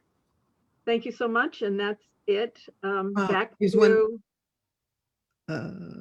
back to Kim, but there is one other just announcement. okay. Back to Kim, and or whoever's going to make that announcement. I don't have an announcement. So Ethel, did you have an announcement? Yes, I did. So if you find that you thought this is a really important event for you and the work that you do, first I want to, some of you I'd never met before, and you said yes when he said the league is hosting this meeting. So I want to just thank you and on behalf of the organization. But we are facing in this country really dire circumstances. And if you find that you want to help participate or help host another event, dialogue, or conversation, one of our projected times might be December 12th or 19th. Why those dates? Because of the role of the Electoral College, which of course is a slaveholders mechanism for maintaining their wealth, but it is the mechanism that we are in. We think that there are things that are happening. I wish we could have had people from the South talk about the tremendous importance of this Georgia election. We can't do that today.